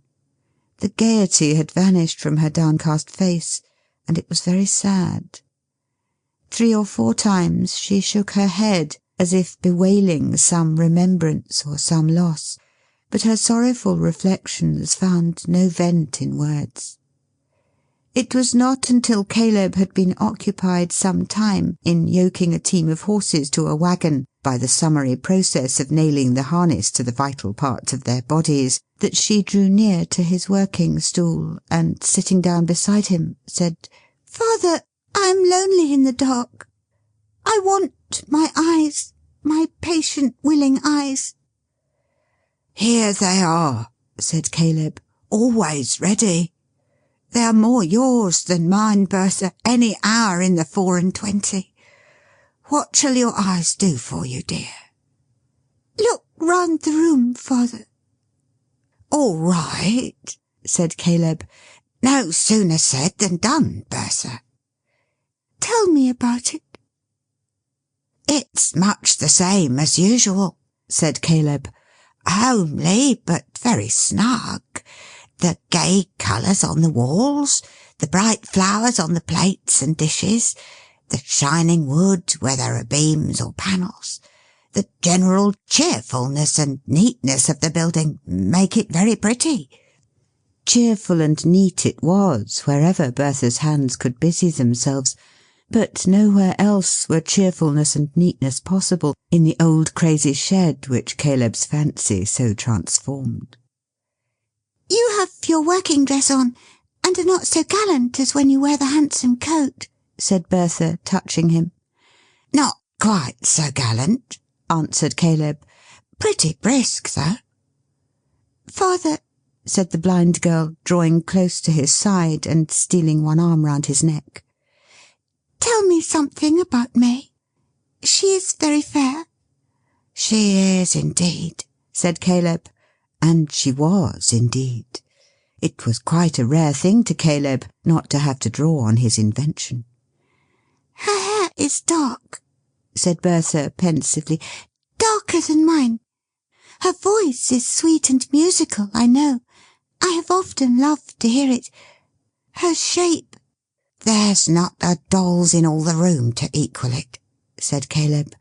"And her eyes—" He stopped, for Bertha had drawn closer round his neck, and from the arm that clung about him came a warning pressure which he understood too well. He coughed a moment, hammered for a moment, and then fell back upon the song about the sparkling bowl, his infallible resource in all such difficulties. "Our friend, Father, our benefactor. I am never tired, you know, of hearing about him. Now was I ever?" she said hastily. "Of course not," answered Caleb, "and with reason." "Ah, with how much reason!" cried the blind girl, with such fervency that Caleb, though his motives were so pure, could not endure to meet her face, but dropped his eyes as if she could have read in them his innocent deceit. "Then tell me again about him, dear father," said Bertha. "Many times again. His face is benevolent, kind and tender, honest and true, I am sure it is. The manly heart that tries to cloak all favours with a show of roughness and unwillingness beats in its every look and glance." "And makes it noble," added Caleb in his quiet desperation.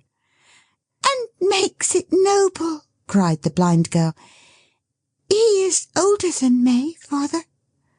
"Yes," said Caleb reluctantly. "He's a little older than May. But that don't signify." "Oh, father, yes. To be his patient companion in infirmity and age, to be his gentle nurse in sickness, and his constant friend in suffering and sorrow, to know no weariness in working for his sake, to watch him, tend him, sit beside his bed and talk to him awake, and pray for him asleep. What privileges these would be! What opportunities for proving all her truth and her devotion to him! Would she do all this, dear father?" "No doubt of it," said Caleb. "I love her, father. I can love her from my soul," exclaimed the blind girl. And saying so, she laid her poor blind face on Caleb's shoulder, and so wept and wept that he was almost sorry to have brought that tearful happiness upon her. In the meantime there had been a pretty sharp commotion at John Peerybingle's, for little Mrs. Peerybingle naturally couldn't think of going anywhere without the baby, and to get the baby under way took time. Not that there was much of the baby, speaking of it as a thing of weight and measure, but there was a vast deal to do about and about it, and it all had to be done by easy stages. For instance, when the baby was got, by hook and by crook, to a certain point of dressing, and you might have rationally supposed that another touch or two would finish him off, and turn him out a tip-top baby, challenging the world, he was unexpectedly extinguished in a flannel cap and hustled off to bed, where he simmered, so to speak, between two blankets for the best part of an hour. From this state of inaction he was then recalled, shining very much and roaring violently, to partake of, well, I would rather say, if you'll permit me to speak generally, of a slight repast, after which he went to sleep again. Mrs. Peerybingle took advantage of this interval to make herself as smart in a small way as ever you saw anybody in all your life, and during the same short truce Miss Slowboy insinuated herself into a Spencer of a fashion so surprising and ingenious that it had no connection with herself or anything else in the universe, but was a shrunken, dog's-eared, independent fact, pursuing its lonely course without the least regard to anybody. By this time the baby, being all alive again, was invested, by the united efforts of Mrs. Peerybingle and Miss Slowboy, with a cream-coloured mantle for its body, and a sort of nankeen raised pie for its head. And so, in course of time, they all three got down to the door, where the old horse had already taken more than the full value of his day's toll out of the Turnpike Trust, by tearing up the road with his impatient autographs, and whence Boxer might be dimly seen in the remote perspective, standing looking back and tempting him to come on without orders. As to a chair, or anything of that kind, for helping Mrs. Peerybingle into the cart, you know very little of John, I flatter myself, if you think that was necessary. Before you could have seen him lift her from the ground, there she was in her place, fresh and rosy, saying, "John, how can you? Think of Tilly." If I might be allowed to mention a young lady's legs on any terms, I would observe of Miss Slowboy's that there was a fatality about them which rendered them singularly liable to be grazed, and that she never effected the smallest ascent or descent without recording the circumstance upon them with a notch, as Robinson Crusoe marked the days upon his wooden calendar. But as this might be considered ungenteel, I'll think of it. John, you've got the basket with the veal and ham pie and things, and the bottles of beer, said Dot. If you haven't, you must turn round again this very minute. You're a nice little article, returned the carrier, to be talking about turning round, after keeping me a full quarter of an hour behind my time. I am sorry for it, John, said Dot in a great bustle, but I really could not think of going to Bertha's. I wouldn't do it, John, on any account, without the veal and ham pie and things, and the bottles of beer. Way! This monosyllable was addressed to the horse, who didn't mind it at all. Oh, do way, John, said Mrs. Peerybingle, please. It'll be time enough to do that, returned John, when I begin to leave things behind me. The basket's here safe enough. What a hard-hearted monster you must be, John, not to have said so at once and saved me such a turn. I declare I wouldn't go to Bertha's without the veal and ham pie and things and the bottles of beer for any money. Regularly once a fortnight ever since we have been married, John, have we made our little picnic there. If anything was to go wrong with it, I should almost think we were never to be lucky again. It was a kind thought in the first instance, said the carrier, and I honour you for it, little woman. My dear John, replied Dot, turning very red, don't talk about honouring me. Good gracious. By the by, observed the carrier, that old gentleman, again so visibly and instantly embarrassed. He's an odd fish, said the carrier, looking straight along the road before them. I can't make him out. I don't believe there's any harm in him. None at all. I'm sure there's none at all. Yes, said the carrier, with his eyes attracted to her face by the great earnestness of her manner. I am glad you feel so certain of it, because it's a confirmation to me. It's curious that he should have taken it into his head to ask leave to go on lodging with us, ain't it? Things come about so strangely. So very strangely, she rejoined in a low voice, scarcely audible. However, he's a good-natured old gentleman, said John, and pays as a gentleman, and I think his word is to be relied upon like a gentleman's. I had quite a long talk with him this morning. He can hear me better already, he says, as he gets more used to my voice. He told me a great deal about himself, and I told him a good deal about myself, and a rare lot of questions he asked me.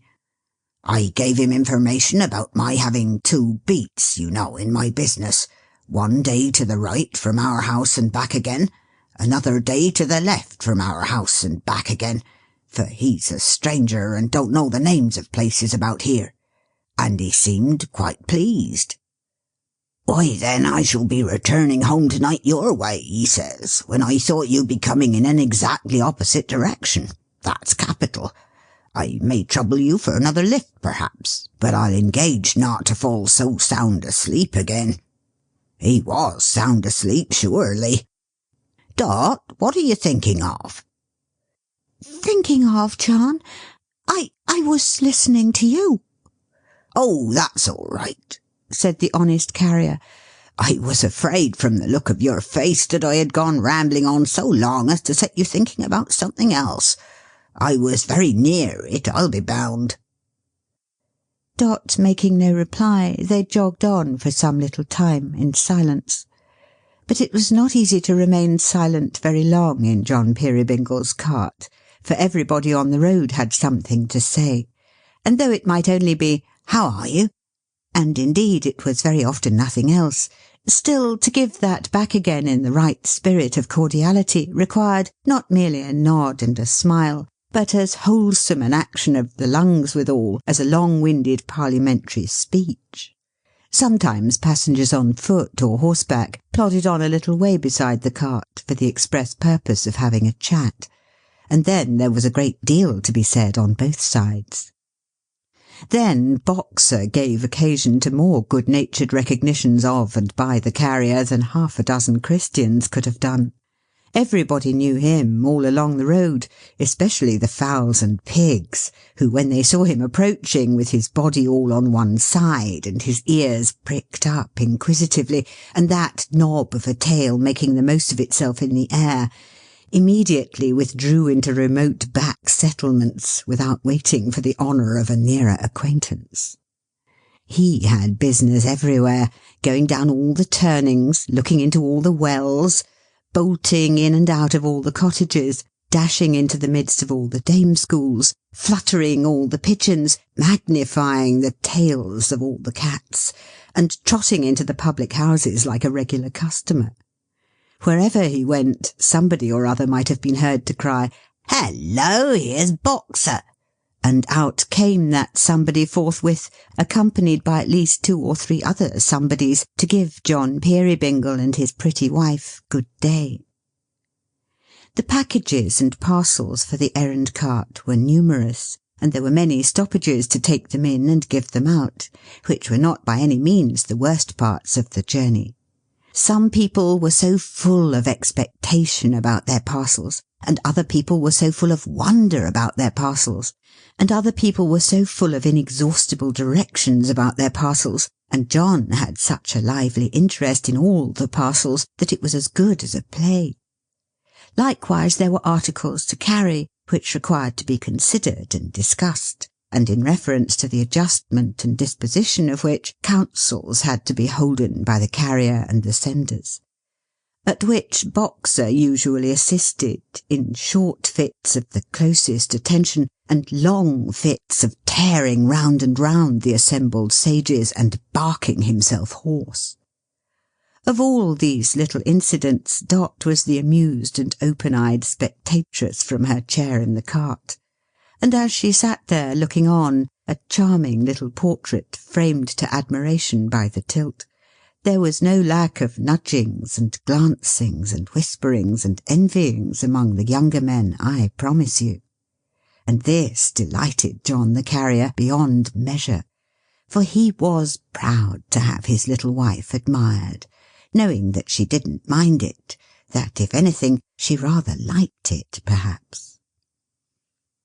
The trip was a little foggy, to be sure, in the January weather, and was raw and cold, but who cared for such trifles? Not Dot, decidedly.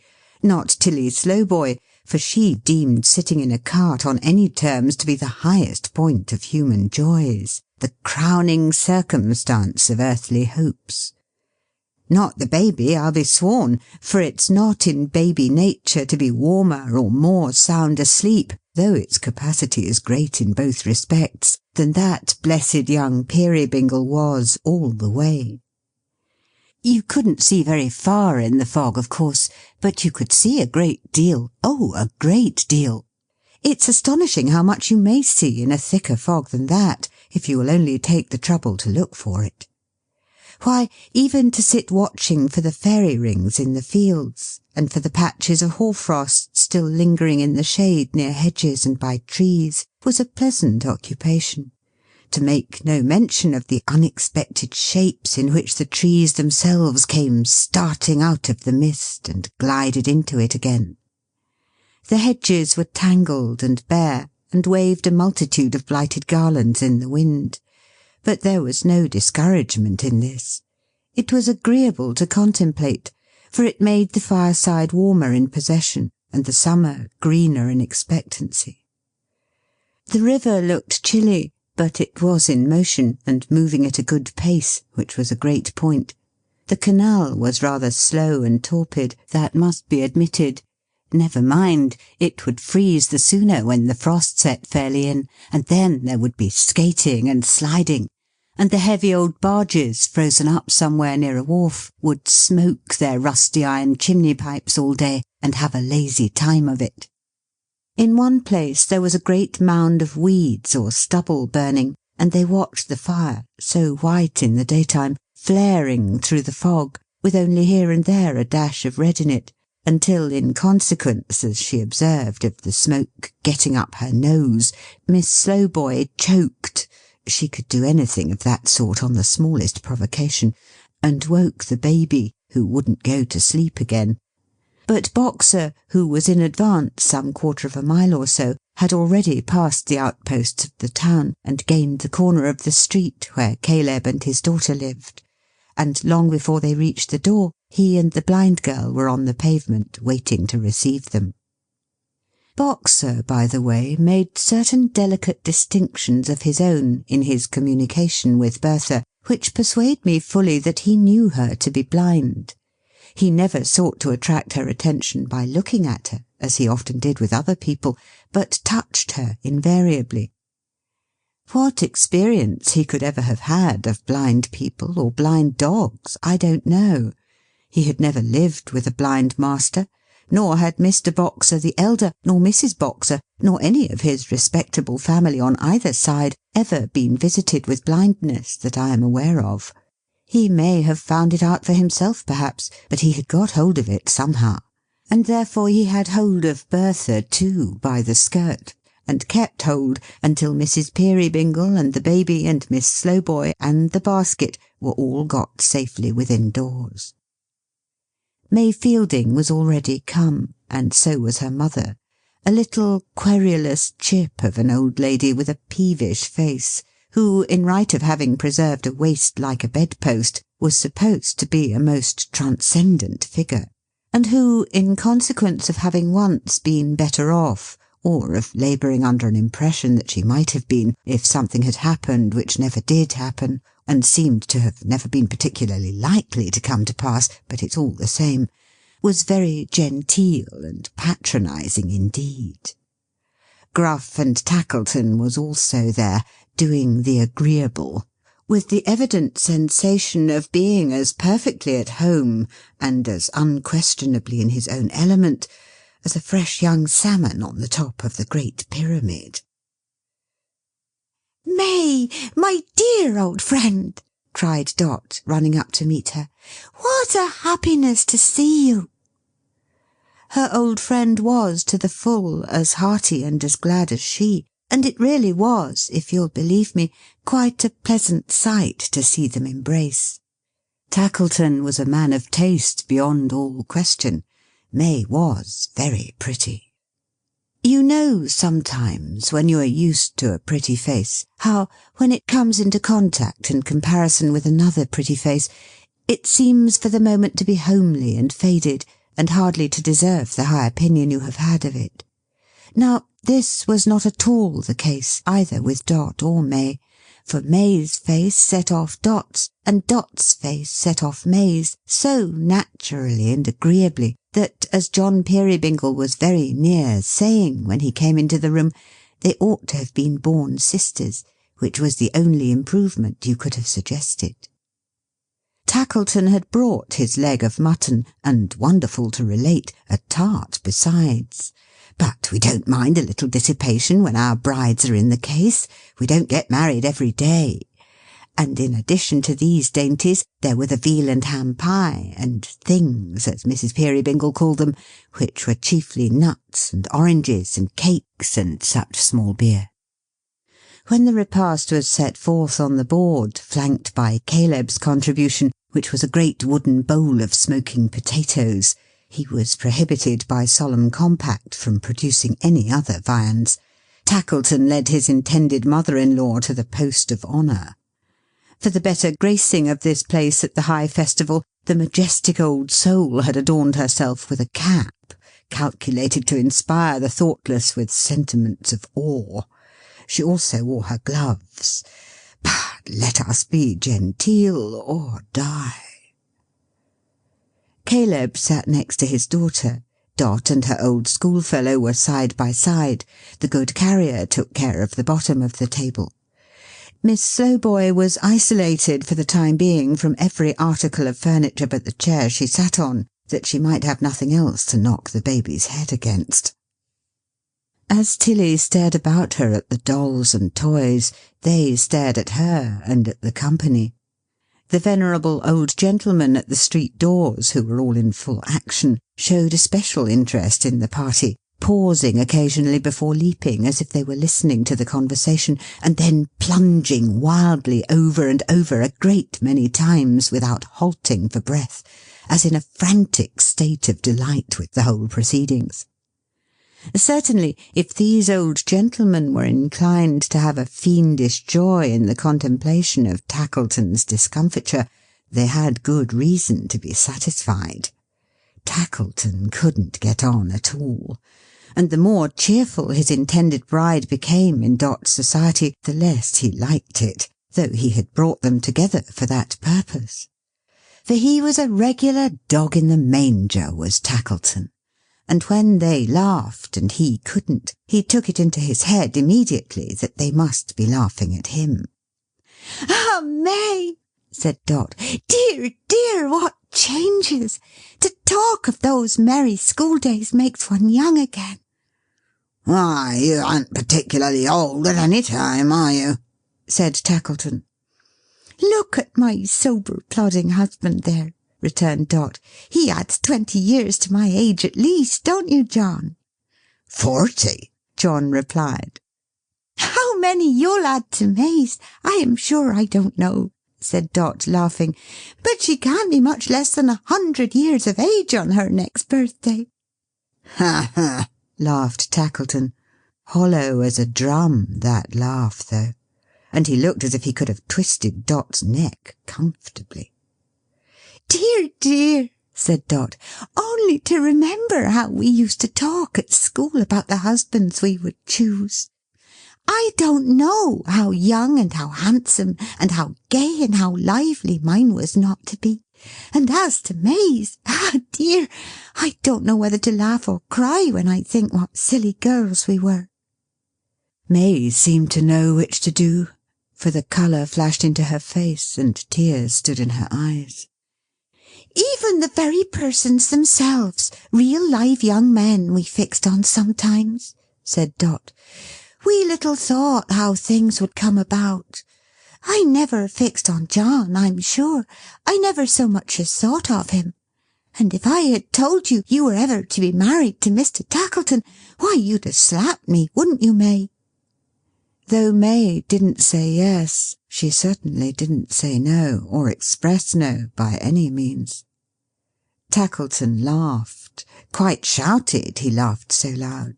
John Peerybingle laughed too, in his ordinary good-natured and contented manner, but his was a mere whisper of a laugh to Tackleton's. "You couldn't help yourselves for all that. You couldn't resist us, you see," said Tackleton. Here we are. Where are your gay young bridegrooms now?" "Some of them are dead," said Dot, "and some of them forgotten. Some of them, if they could stand among us at this moment, would not believe we were the same creatures, would not believe that what they saw and heard was real, and we could forget them so. No, they would not believe one word of it." "Why, Dot!" exclaimed the carrier. "Little woman!" She had spoken with such earnestness and fire that she stood in need of some recalling to herself without doubt. Her husband's check was very gentle, for he merely interfered, as he supposed, to shield old Tackleton, but it proved effectual, for she stopped and said no more. There was an uncommon agitation even in her silence, which the wary Tackleton, who had brought his half-shut eye to bear upon her, noted closely, and remembered to some purpose too, as you'll see. May uttered no word, good or bad, but sat quite still with her eyes cast down, and made no sign of interest in what had passed. The good lady her mother now interposed, observing in the first instance that girls were girls and bygones bygones, and that so long as young people were young and thoughtless, they would probably conduct themselves like young and thoughtless persons, with 2 or 3 other positions of a no less sound and incontrovertible character. She then remarked in a devout spirit that she thanked heaven she had always found in her daughter May a dutiful and obedient child, for which she took no credit to herself, though she had every reason to believe it was entirely owing to herself. With regard to Mr. Tackleton, she said that he was in a moral point of view an undeniable individual, and that he was in an eligible point of view a son-in-law to be desired, no one in their senses could doubt. She was very emphatic here. With regard to the family into which he was so soon about, after some solicitation, to be admitted, she believed Mr. Tackleton knew that, although reduced in purse, it had some pretensions to gentility, and that if certain circumstances, not wholly unconnected, she would go so far as to say, with the indigo trade, but to which she would not more particularly refer, had happened differently, it might perhaps have been in possession of wealth. She then remarked that she would not allude to the past, and would not mention that her daughter had for some time rejected the suit of Mr. Tackleton, and that she would not say a great many other things, which she did say at great length. Finally, she delivered it as the general result of her observation and experience, that those marriages in which there was least of what was romantically and sillily called love were always the happiest, and that she anticipated the greatest possible amount of bliss, not rapturous bliss, but the solid, steady-going article from the approaching nuptials. She concluded by informing the company that tomorrow was the day she had lived for expressly, and that when it was over she would desire nothing better than to be packed up and disposed of in any genteel place of burial. As these remarks were quite unanswerable, which is the happy property of all remarks that are sufficiently wide of the purpose, they changed the current of the conversation, and diverted the general attention to the veal and ham pie, the cold mutton, the potatoes, and the tart. In order that the bottled beer might not be slighted, John Peerybingle proposed "Tomorrow, the wedding day," and called upon them to drink a bumper to it before he proceeded on his journey. For you ought to know that he only rested there, and gave the old horse a bait. He had to go some 4 or 5 miles farther on, and when he returned in the evening he called for Dot, and took another rest on his way home. This was the order of the day on all the picnic occasions, and had been ever since their institution. There were 2 persons present, besides the bride and bridegroom-elect, who did but indifferent honour to the toast. One of these was Dot, too flushed and discomposed to adapt herself to any small occurrence of the moment; the other Bertha, who rose up hurriedly before the rest, and left the table. "Good-bye," said stout John Peerybingle, pulling on his dreadnought coat. "I shall be back at the old time. Good-bye, all." "Good-bye, John," returned Caleb. He seemed to say it by rote, and to wave his hand in the same unconscious manner, for he stood observing Bertha with an anxious, wondering face that never altered its expression. "Good-bye, young shaver," said the jolly carrier, bending down to kiss the child, which Tilly Slowboy, now intent upon her knife and fork, had deposited asleep, and, strange to say, without damage, in a little cot of Bertha's furnishing. "Good-bye. Time will come, I suppose, when you'll turn out into the cold, my little friend, and leave your old father to enjoy his pipe and his rheumatics in the chimney corner, eh? Where's Dot?" "I'm here, John," she said, starting. "Come, come," returned the carrier, clapping his sounding hands. "Where's the pipe?" "I quite forgot the pipe, John." Forgot the pipe? Was such a wonder ever heard of? She forgot the pipe! I'll fill it directly. It's soon done." But it was not so soon done either. It lay in the usual place, the carrier's dreadnought pocket, with the little pouch, her own work, from which she was used to fill it, but her hand shook so that she entangled it, and yet her hand was small enough to have come out easily, I am sure, and bungled terribly. The filling of the pipe and lighting it, those little offices in which I have commended her discretion, if you recollect, were vilely done from first to last. During the whole process, Tackleton stood looking on maliciously with the half-closed eye, which, whenever it met hers, or caught it, for it can hardly be said to have ever met another eye, rather being a kind of trap to snatch it up, augmented her confusion in a most remarkable degree. "Why, what a clumsy dot you are this afternoon," said John. "I could have done it better myself, I verily believe." With these good-natured words he strode away, and presently was heard, in company with Boxer and the old horse and the cart, making lively music down the road. What time the dreamy Caleb still stood watching his blind daughter, with the same expression on his face. "Bertha," said Caleb softly, "what has happened? How changed you are, my darling, in a few hours, since this morning. You, silent and dull all day. What is it? Tell me." "Oh, father, father!" cried the blind girl, bursting into tears. "Oh, my hard fate!" Caleb drew his hand across his eyes before he answered her. "But think how cheerful and how happy you have been, Bertha. How good and how much loved by many people." "That strikes me to the heart, dear father. Always so mindful of me. Always so kind to me." Caleb was very much perplexed to understand her. To be blind, Bertha, my poor dear," he faltered, "is a great affliction, but—" "I have never felt it," cried the blind girl. "I have never felt it in its fullness. Never. I have sometimes wished that I could see you, or could see him. Only once, dear father.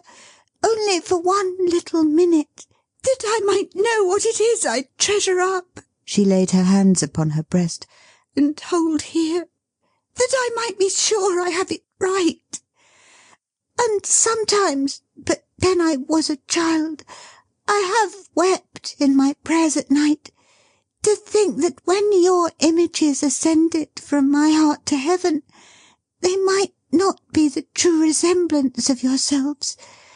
But I have never had these feelings long. They have passed away and left me tranquil and contented." "And they will again," said Caleb.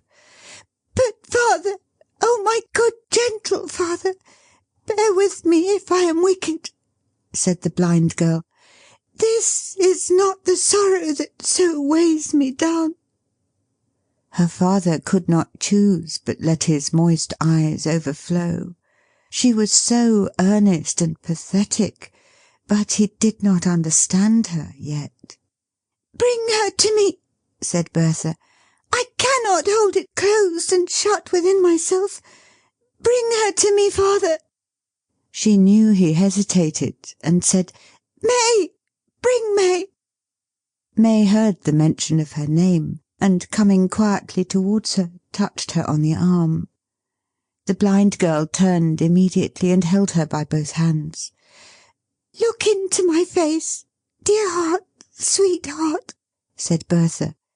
"Read it with your beautiful eyes, and tell me if the truth is written on it." "Dear Bertha, yes." The blind girl, still upturning the blank sightless face down which the tears were coursing fast, addressed her in these words. "There is not in my soul a wish or thought that is not for your good, bright May. There is not in my soul a grateful recollection stronger than the deep remembrance which is stored there of the many, many times when in the full pride of sight and beauty you have had consideration for blind Bertha, even when we two were children, or when Bertha was as much a child as ever blindness can be. Every blessing on your head, light upon your happy course.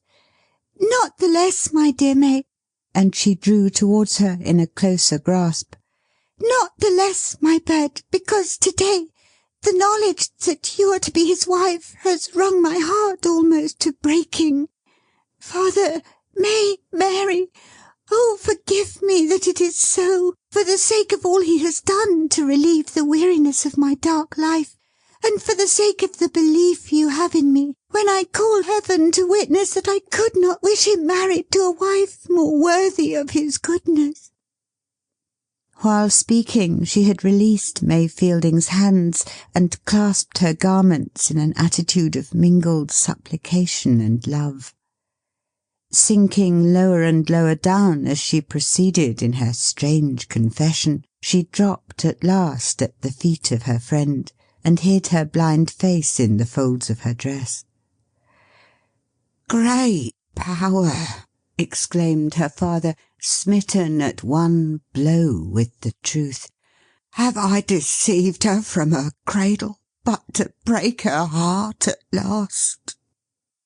It was well for all of them that Dot, that beaming, useful, busy little Dot, for such she was, whatever faults she had, however you may learn to hate her in good time, it was well for all of them, I say, that she was there, or where this would have ended it were hard to tell. But Dot, recovering her self-possession, interposed before May could reply, or Caleb say another word. "Come, come, dear Bertha, come away with me. Give her your arm, May. So, how composed she is, you see, already, and how good it is of her to mind us," said the cheery little woman, kissing her upon the forehead. "Come away, dear Bertha. Come, and here's her good father will come with her, won't you, Caleb? To be sure." Well, well, she was a noble little Dot in such things, and it must have been an obdurate nature that could have withstood her influence. When she had got poor Caleb and his Bertha away, that they might comfort and console each other, as she knew they only could, she presently came bouncing back, the saying is as fresh as any daisy, I say fresher, to mount guard over that bridling little piece of consequence in the cap and gloves, and prevent the dear old creature from making discoveries. "So bring me the precious baby, Tilly," said she, drawing a chair to the fire, "and while I have it in my lap, here's Mrs. Fielding, Tilly, will tell me all about the management of babies, and put me right in 20 points where I'm as wrong as can be. Won't you, Mrs. Fielding?" Not even the Welsh giant, who, according to the popular expression, was so slow as to perform a fatal surgical operation upon himself in emulation of a juggling trick achieved by his arch enemy at breakfast time, not even he fell half so readily into the snare prepared for him as the old lady into this artful pitfall. The fact of Tackleton having walked out, and furthermore of 2 or 3 people having been talking together at a distance for 2 minutes, leaving her to her own resources, was quite enough to have put her on her dignity, and the bewailment of that mysterious convulsion in the indigo trade for 24 hours. But this becoming deference to her experience on the part of the young mother was so irresistible that after a short affectation of humility she began to enlighten her with the best grace in the world, and sitting bolt upright before the wicked Dot, she did, in half an hour, deliver more infallible domestic recipes and precepts than would, if acted on, have utterly destroyed and done up that young Peerybingle, though he had been an infant Samson. To change the theme, Dot did a little needlework. She carried the contents of a whole work-box in her pocket. However she contrived it, I don't know. Then did a little nursing. Then a little more needlework. Then had a little whispering chat with May, while the old lady dozed, and so in little bits of bustle, which was quite her manner always, found it a very short afternoon. Then, as it grew dark, and as it was a solemn part of this institution of the picnic that she should perform all Bertha's household tasks, she trimmed the fire and swept the hearth and set the tea-board out, and drew the curtain and lighted a candle. Then she played an air or two on a rude kind of harp which Caleb had contrived for Bertha, and played them very well, for nature had made her delicate little ear as choice a one for music as it would have been for jewels if she had had any to wear. By this time it was the established hour for having tea, and Tackleton came back again to share the meal and spend the evening. Caleb and Bertha had returned some time before, and Caleb had sat down to his afternoon's work. But he couldn't settle to it, poor fellow, being anxious and remorseful for his daughter. It was touching to see him sitting idle on his working stool, regarding her so wistfully, and always saying in his face, "Have I deceived her from her cradle, but to break her heart?" When it was night and tea was done, and Dot had nothing more to do in washing up the cups and saucers, in a word, for I must come to it, and there is no use in putting it off, when the time drew nigh for expecting the carrier's return in every sound of distant wheels, her manner changed again. Her colour came and went, and she was very restless. Not as good wives are when listening for their husbands. No, no, no. It was another sort of restlessness from that. Wheels heard, a horse's feet, the barking of a dog, the gradual approach of all the sounds, the scratching paw of Boxer at the door. "Whose step is that?" cried Bertha, starting up. "Whose step?" returned the carrier, standing in the portal, with his brown face ruddy as a winter berry from the keen night air. "Why, mine." "The other step," said Bertha. "The man's tread behind you." "She is not to be deceived," observed the carrier, laughing. "Come along, sir. You'll be welcome, never fear." He spoke in a loud tone, and as he spoke, the deaf old gentleman entered. "He's not so much a stranger that you haven't seen him once, Caleb," said the carrier. "You'll give him house room till we go?" "Oh, surely, John, and take it as an honour." "He's the best company on earth to talk secrets in," said John. "I have reasonable good lungs, but he tries 'em, I can tell you. Sit down, sir. All friends here, and glad to see you." When he had imparted this assurance, in a voice that amply corroborated what he had said about his lungs, he added in his natural tone, "A chair in the chimney corner, and leave to sit quite silent and look pleasantly about him is all he cares for. He's easily pleased." Bertha had been listening intently. She called Caleb to her side when he had set the chair, and asked him in a low voice to describe their visitor. When he had done so, truly now with scrupulous fidelity, she moved for the first time since he had come in, and sighed, and seemed to have no further interest concerning him. The carrier was in high spirits, good fellow that he was, and fonder of his little wife than ever. "A clumsy Dot she was this afternoon," he said, encircling her with his rough arm as she stood removed from the rest. "And yet I like her somehow. See yonder, Dot." He pointed to the old man. She looked down. I think she trembled. He's full of admiration for you," said the carrier. "Talked of nothing else the whole way here. Why, he's a brave old boy. I like him for it." "I wish he had had a better subject, John," she said, with an uneasy glance about the room, at Tackleton especially. "A better subject?" cried the jovial John. "There's no such thing. Come, off with the greatcoat, off with the thick shawl, off with the heavy wrappers, and a cosy half-hour by the fire. My humble service, mistress. A game at cribbage, you and I? That's hearty. the cards and board, Dot, and a glass of beer here if there's any left, small wife." His challenge was addressed to the old lady, who, accepting it with gracious readiness, they were soon engaged upon the game. At first the carrier looked about him sometimes with a smile, or now and then called Dot to peep over his shoulder at his hand, and advise him on some knotty point.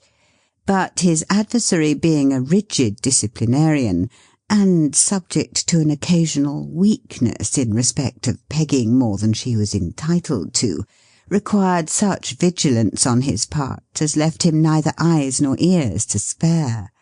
Thus his whole attention gradually became absorbed upon the cards, and he thought of nothing else until a hand upon his shoulder restored him to a consciousness of Tackleton. "I am sorry to disturb you, but a word directly." "I'm going to deal," returned the carrier. "It's a crisis." "It is," said Tackleton. "Come here, man." There was that in his pale face which made the other rise immediately, and ask him in a hurry what the matter was. "Hush, John Peerybingle," said Tackleton. "I am sorry for this, I am indeed. I have been afraid of it. I have suspected it from the first." "What is it?" asked the carrier with a frightened aspect. "Hush, I'll show you if you'll come with me." The carrier accompanied him without another word. They went across a yard where the stars were shining, and by a little side door into Tackleton's own counting-house, where there was a glass window commanding the ware-room, which was closed for the night. There was no light in the counting-house itself, but there were lamps in the long narrow ware-room, and consequently the window was bright. "A moment," said Tackleton. "Can you bear to look through that window, do you think?" "Why not?" returned the carrier. "A moment more," said Tackleton. "Don't commit any violence. It's of no use. It's dangerous, too. You're a strong-made man, and you might do murder before you know it." The carrier looked him in the face, and recoiled a step as if he had been struck. In one stride he was at the window, and he saw Oh, shadow on the hearth! Oh, truthful cricket! Oh, perfidious wife! He saw her with the old man, old no longer, but erect and gallant, bearing in his hand the false white hair that had won his way into their desolate and miserable home. He saw her listening to him as he bent his head to whisper in her ear, and suffering him to clasp her round the waist as they moved slowly down the dim wooden gallery towards the door by which they had entered it. He saw them stop, and saw her turn. To have the face he loved so presented to his view, and saw her with her own hands adjust the lie upon his head, laughing as she did it at his unsuspicious nature. He clenched his strong right hand at first, as if it would have beaten down a lion, but opening it immediately again, he spread it out before the eyes of Tackleton, for he was tender of her even then, and so, as they passed out, fell down upon a desk and was as weak as any infant. He was wrapped up to the chin and busy with his horse and parcels when she came into the room prepared for going home. "Now, John dear, good night, May. Good night, Bertha." Could she kiss them? Could she be blithe and cheerful in her parting? Could she venture to reveal her face to them without a blush?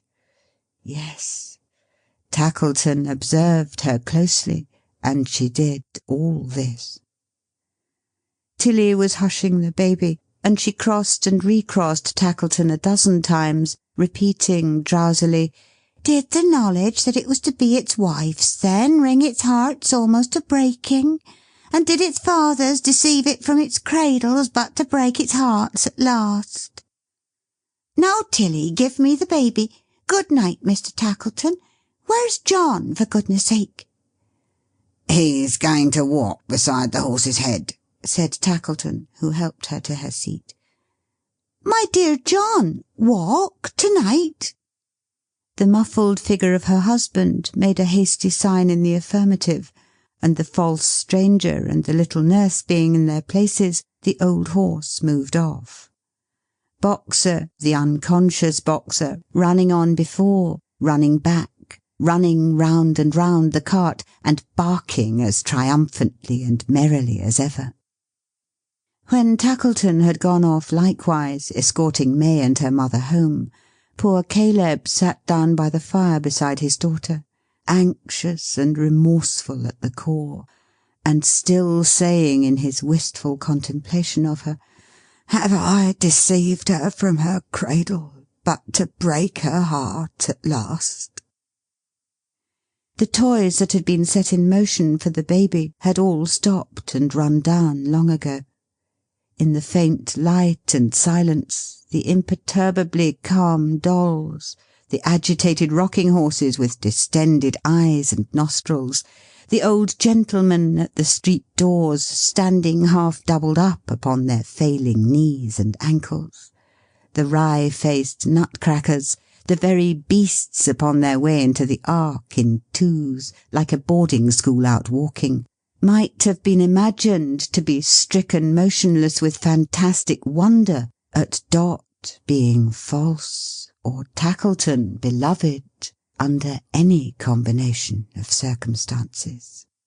The Dutch clock in the corner struck 10 when the Carrier sat down by his fireside.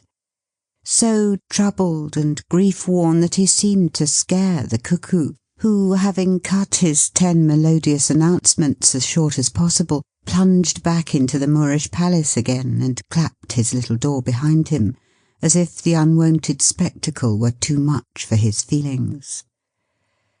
If the little haymaker had been armed with the sharpest of scythes, and had cut at every stroke into the Carrier's heart, he never could have gashed and wounded it as Dot had done. It was a heart so full of love for her, so bound up and held together by innumerable threads of winning remembrance, spun from the daily working of her many qualities of endearment. It was a heart in which she had enshrined herself so gently and so closely, a heart so single and so earnest in its truth, so strong in right, so weak in wrong, that it could cherish neither passion nor revenge at first, and had only room to hold the broken image of its idol.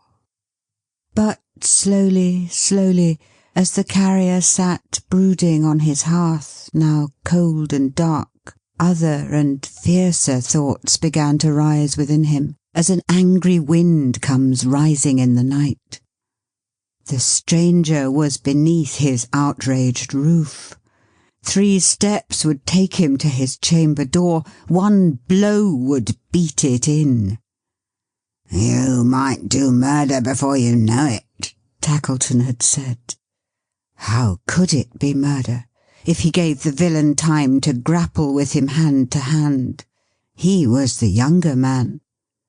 It was an ill-timed thought, bad for the dark mood of his mind. It was an angry thought, goading him to some avenging act that should change the cheerful house into a haunted place which lonely travellers would dread to pass by night, and where the timid would see shadows struggling in the ruined windows when the moon was dim, and hear wild noises in the stormy weather. He was the younger man. Yes, yes. Some lover who had won the heart that he had never touched. Some lover of her early choice, of whom she had thought and dreamed, for whom she had pined and pined, when he had fancied her so happy by his side. Oh, agony to think of it! She had been above stairs with the baby, getting it to bed. As he sat brooding on the hearth, she came close beside him without his knowledge. In the turning of the rack of his great misery he lost all other sounds, and put her little stool at his feet. He only knew it when he felt her hand upon his own, and saw her looking up into his face. With wonder? No. It was his first impression, and he was fain to look at her again to set it right. No, not with wonder. With an eager and inquiring look, but not with wonder. At first it was alarmed and serious. Then it changed into a strange, wild, dreadful smile of recognition of his thoughts. Then there was nothing but her clasped hands on her brow, and her bent head and falling hair. Though the power of omnipotence had been his to wield at that moment, he had too much of its diviner property of mercy in his breast to have turned one feather's weight of it against her. But he could not bear to see her crouching down upon the little seat where he had often looked on her with love and pride, so innocent and gay. And when she rose and left him, sobbing as she went, he felt it a relief to have the vacant place beside him, rather than her so long-cherished presence. This in itself was anguish keener than all, reminding him how desolate he was become, and how the great bond of his life was rent asunder. The more he felt this, and the more he knew he could have better borne to see her lying prematurely dead before him with their little child upon her breast, the higher and the stronger rose his wrath against his enemy. He looked about him for a weapon. There was a gun hanging on the wall. He took it down and moved a pace or two towards the door of the perfidious stranger's room. He knew the gun was loaded. Some shadowy idea that it was just to shoot this man like a wild beast seized him and dilated in his mind until it grew into a monstrous demon in complete possession of him, casting out all milder thoughts and setting up its undivided empire. That phrase is wrong. Not casting out his milder thoughts, but artfully transforming them, changing them into scourges to drive him on, turning water into blood, love into hate, gentleness into blind ferocity. Her image, sorrowing, humbled, but still pleading to his tenderness and mercy with resistless power, never left his mind, but staying there it urged him to the door, raised the weapon to his shoulder, fitted and nerved his finger to the trigger, and cried, "Kill him in his bed!" He reversed the gun to beat the stock upon the door. He already held it lifted in the air. Some indistinct design was in his thoughts of calling out to him to fly, for God's sake, by the window, when suddenly the struggling fire illumined the whole chimney with a glow of light, and the cricket on the hearth began to chirp. No sound he could have heard, no human voice, not even hers, could so have moved and softened him. The artless words in which she had told him of her love for this same cricket were once more freshly spoken. Her trembling, earnest manner at the moment was again before him. Her pleasant voice, oh, what a voice it was for making household music at the fireside of an honest man, thrilled through and through his better nature and awoke it into life and action. He recoiled from the door like a man walking in his sleep, awakened from a frightful dream, and put the gun aside. Clasping his hands before his face, he then sat down again beside the fire, and found relief in tears. The cricket on the hearth came out into the room, and stood in fairy shape before him. "I love it," said the fairy voice, repeating what he well remembered, "for the many times I have heard it, and the many thoughts its harmless music has given me." "She said so," cried the Carrier. "True." "This has been a happy home, John, and I love the Cricket for its sake." "It has been, heaven knows," returned the Carrier. "She made it happy always, until now." "So gracefully sweet-tempered, so domestic, joyful, busy, and light-hearted," said the voice. "Otherwise I never could have loved her as I did," returned the Carrier. The voice, correcting him, said, "Do." The Carrier repeated, "As I did," but not firmly. His faltering tongue resisted his control, and would speak in its own way for itself and him. The figure, in an attitude of invocation, raised its hand and said, "Upon your own hearth." "The hearth she has blighted," interposed the Carrier. "The hearth she has, how often, blessed and brightened," said the Cricket. "The hearth which, but for her, were only a few stones and bricks and rusty bars, but which has been, through her, the altar of your home, on which you have nightly sacrificed some petty passion, selfishness, or care, and offered up the homage of a tranquil mind, a trusting nature, and an overflowing heart, so that the smoke from this poor chimney has gone upward with a better fragrance than the richest incense that is burnt before the richest shrines in all the gaudy temples of this world. Upon your own hearth, in its quiet sanctuary, surrounded by its gentle influences and associations, hear her, hear me, hear everything that speaks the language of your hearth and home." "And pleads for her?" inquired the Carrier. "All things that speak the language of your hearth and home must plead for her," returned the Cricket, "for they speak the truth." And while the Carrier, with his head upon his hands, continued to sit meditating in his chair, the Presence stood beside him, suggesting his reflections by its power, and presenting them before him as in a glass or picture. It was not a solitary presence.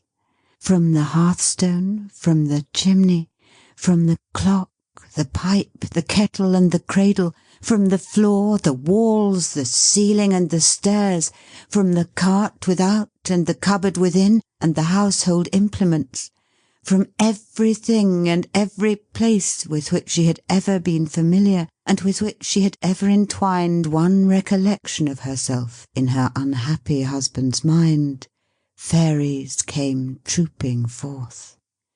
Not to stand beside him as the Cricket did, but to busy and bestir themselves, to do all honour to her image, to pull him by the skirts and point to it when it appeared, to cluster round it and embrace it, and strew flowers for it to tread on, to try to crown its fair head with their tiny hands, to show that they were fond of it and loved it, and that there was not one ugly, wicked, or accusatory creature to claim knowledge of it, none but their playful and approving selves. His thoughts were constant to her image. It was always there. She sat plying her needle before the fire, and singing to herself. Such a blithe, thriving, steady little Dot. The fairy figures turned upon him all at once by one consent, with one prodigious, concentrated stare, and seemed to say, "Is this the light wife you are mourning for?" There were sounds of gaiety outside. musical instruments and noisy tongues and laughter. A crowd of young merrymakers came pouring in, among whom were May Fielding and a score of pretty girls. Dot was the fairest of them all, as young as any of them too. They came to summon her to join their party. It was a dance. If ever little foot were made for dancing, hers was, surely. But she laughed and shook her head, and pointed to her cookery on the fire, and her table ready spread, with an exulting defiance that rendered her more charming than she was before. And so she merrily dismissed them, nodding to her would-be partners one by one as they passed out, with a comical indifference, enough to make them go and drown themselves immediately if they were her admirers, and they must have been so, more or less. They couldn't help it. And yet indifference was not her character. Oh, no. For presently there came a certain carrier to the door, and, bless her, what a welcome she bestowed upon him. Again the staring figures turned upon him all at once, and seemed to say, "Is this the wife who has forsaken you?" A shadow fell upon the mirror, or the picture, call it what you will. A great shadow of the stranger, as he first stood underneath their roof, covering its surface and blotting out all other objects. But the nimble fairies worked like bees to clear it off again, and Dot again was there, still bright and beautiful, rocking her little baby in its cradle, singing to it softly, and resting her head upon a shoulder which had its counterpart in the musing figure by which the fairy Cricket stood. The night, I mean the real night, not going by fairy clocks, was wearing now, and in this stage of the carrier's thoughts the moon burst out and shone brightly in the sky. Perhaps some calm and quiet light had risen also in his mind, and he could think more soberly of what had happened. Although the shadow of the stranger fell at intervals upon the glass, always distinct and big and thoroughly defined, it never fell so darkly as at first. Whenever it appeared, the fairies uttered a general cry of consternation, and plied their little arms and legs with inconceivable activity to rub it out. And whenever they got at Dot again and showed her to him once more, bright and beautiful, they cheered in the most inspiring manner. They never showed her otherwise than beautiful and bright, for they were household spirits to whom falsehood is annihilation, and being so, what Dot was there for them but the one active, beaming, pleasant little creature who had been the light and sun of the carrier's home? The fairies were prodigiously excited when they showed her with the baby, gossiping among a knot of sage old matrons, and affecting to be wondrous old and matronly herself, and leaning in a staid, demure old way upon her husband's arm, attempting, she, such a bud of a little woman, to convey the idea of having abjured the vanities of the world in general, and of being the sort of person to whom it was no novelty at all to be a mother.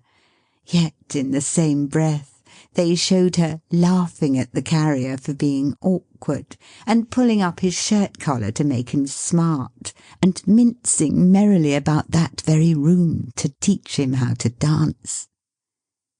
They turned and stared immensely at him when they showed her with the blind girl, for though she carried cheerfulness and animation with her wheresoever she went, she bore those influences into Caleb Plummer's home heaped up and running over.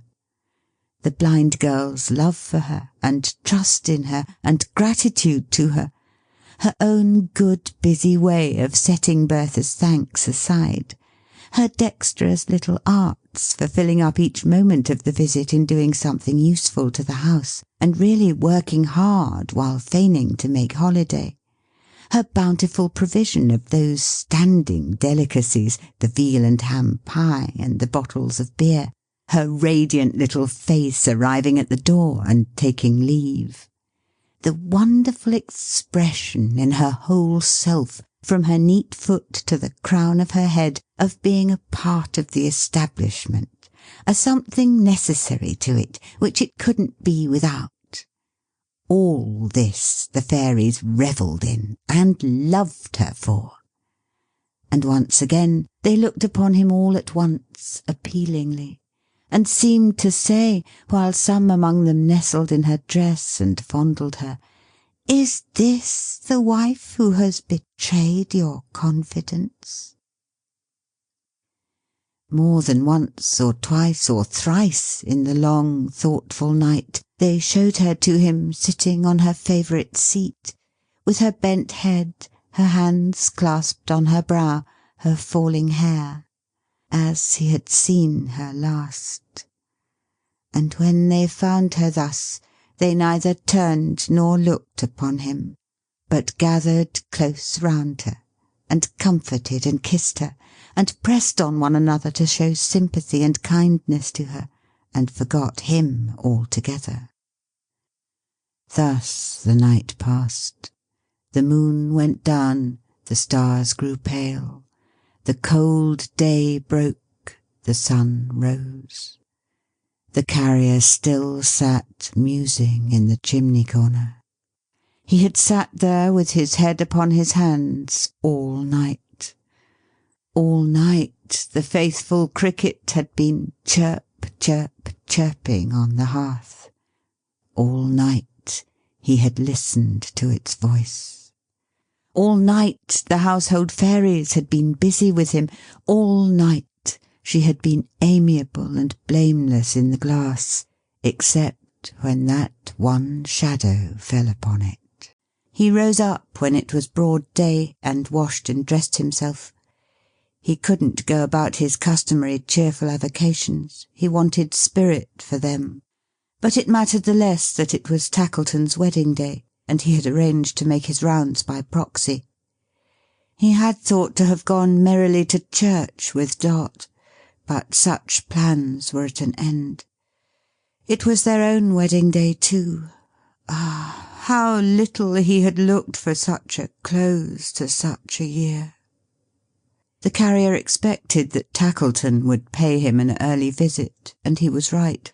He had not walked to and fro before his own door many minutes, when he saw the toy merchant coming in his chaise along the road.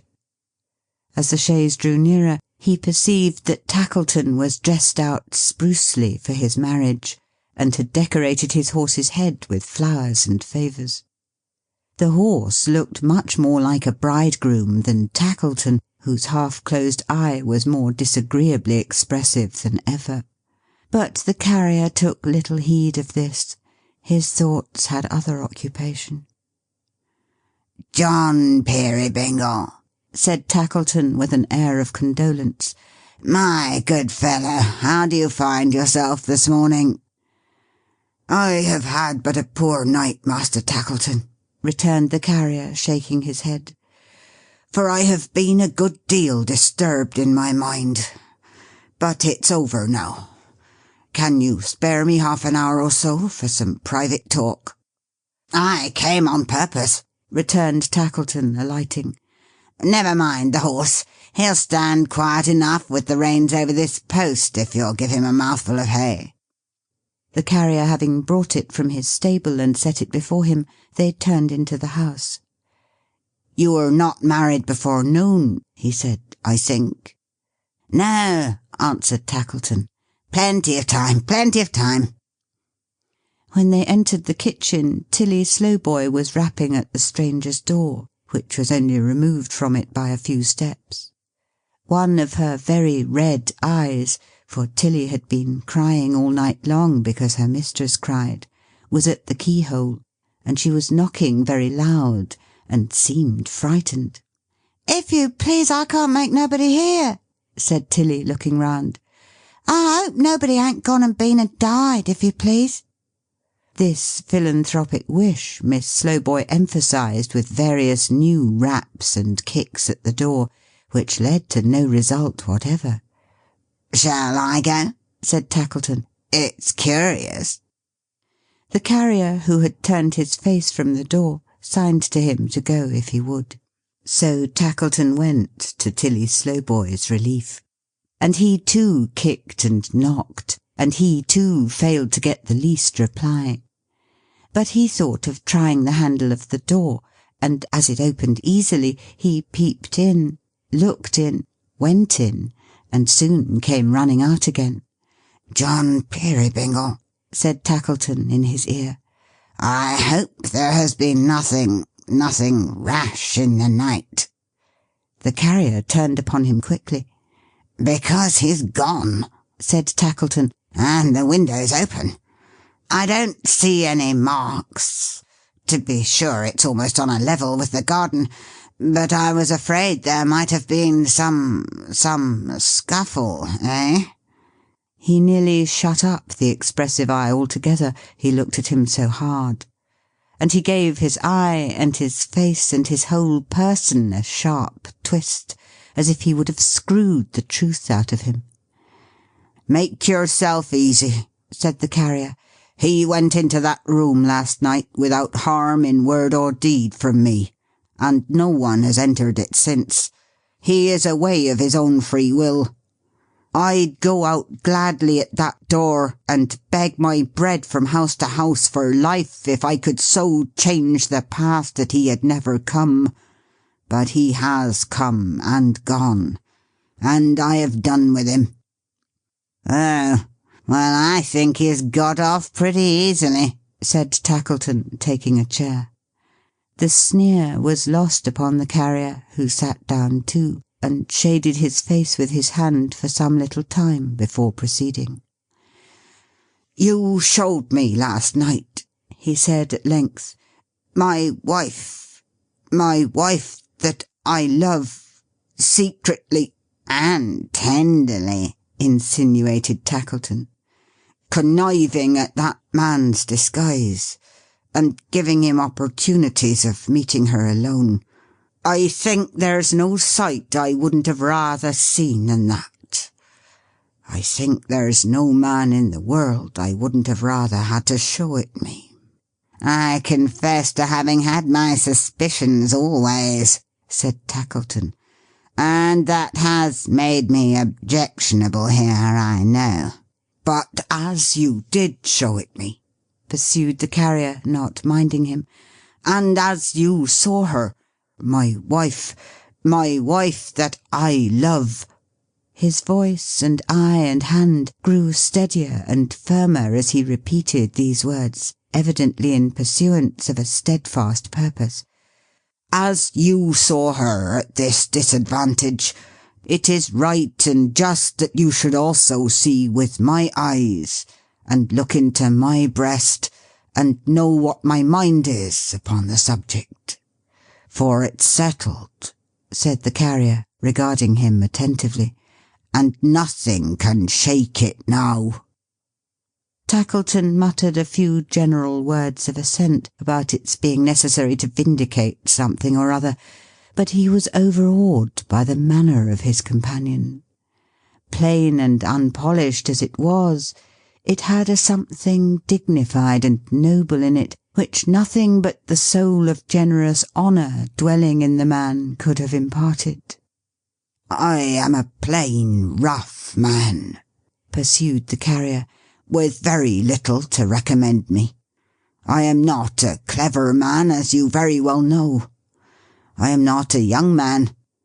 I loved my little Dot, because I had seen her grow up from a child in her father's house, because I knew how precious she was, because she had been my life for years and years.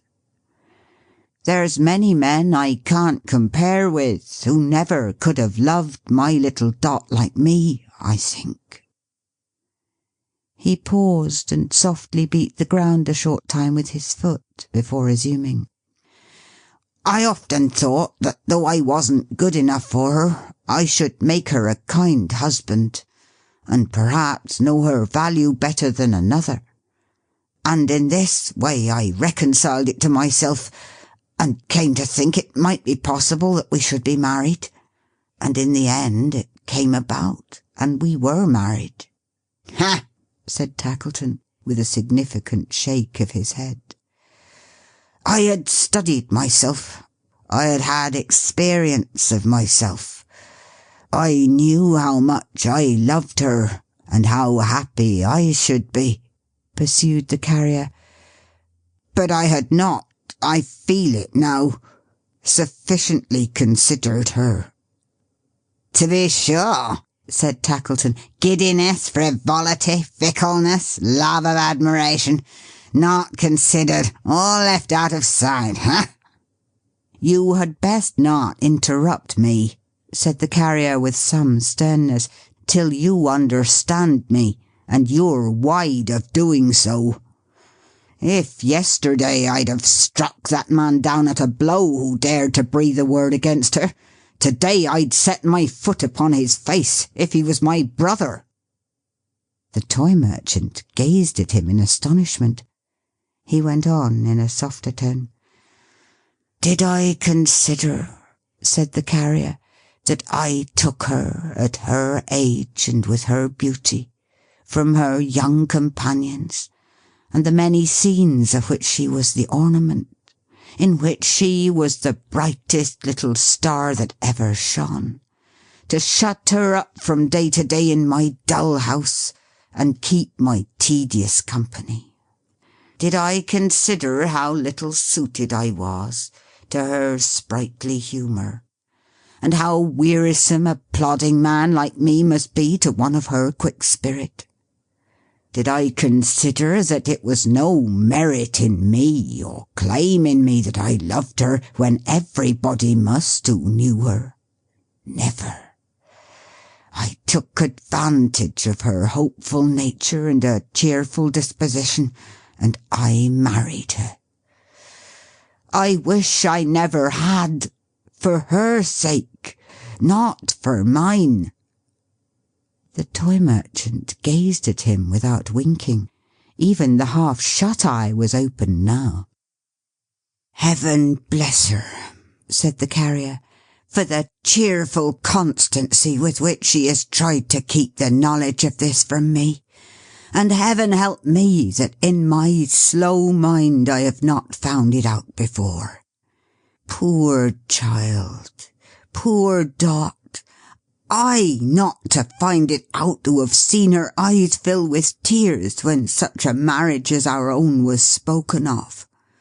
I, who have seen the secret trembling on her lips 100 times, and never suspected it till last night. Poor girl! That I could ever hope she would be fond of me. That I could ever believe she was." "She made a show of it," said Tackleton. "She made such a show of it that, to tell you the truth, it was the origin of my misgivings." And here he asserted the superiority of May Fielding, who certainly made no sort of show of being fond of him.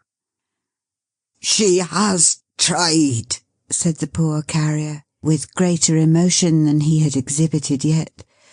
"I only now begin to know how hard she has tried to be my dutiful and zealous wife. How good she has been, how much she has done, how brave and strong a heart she has. Let the happiness I have known under this roof bear witness. It will be some help and comfort to me when I am here alone." "Here alone?"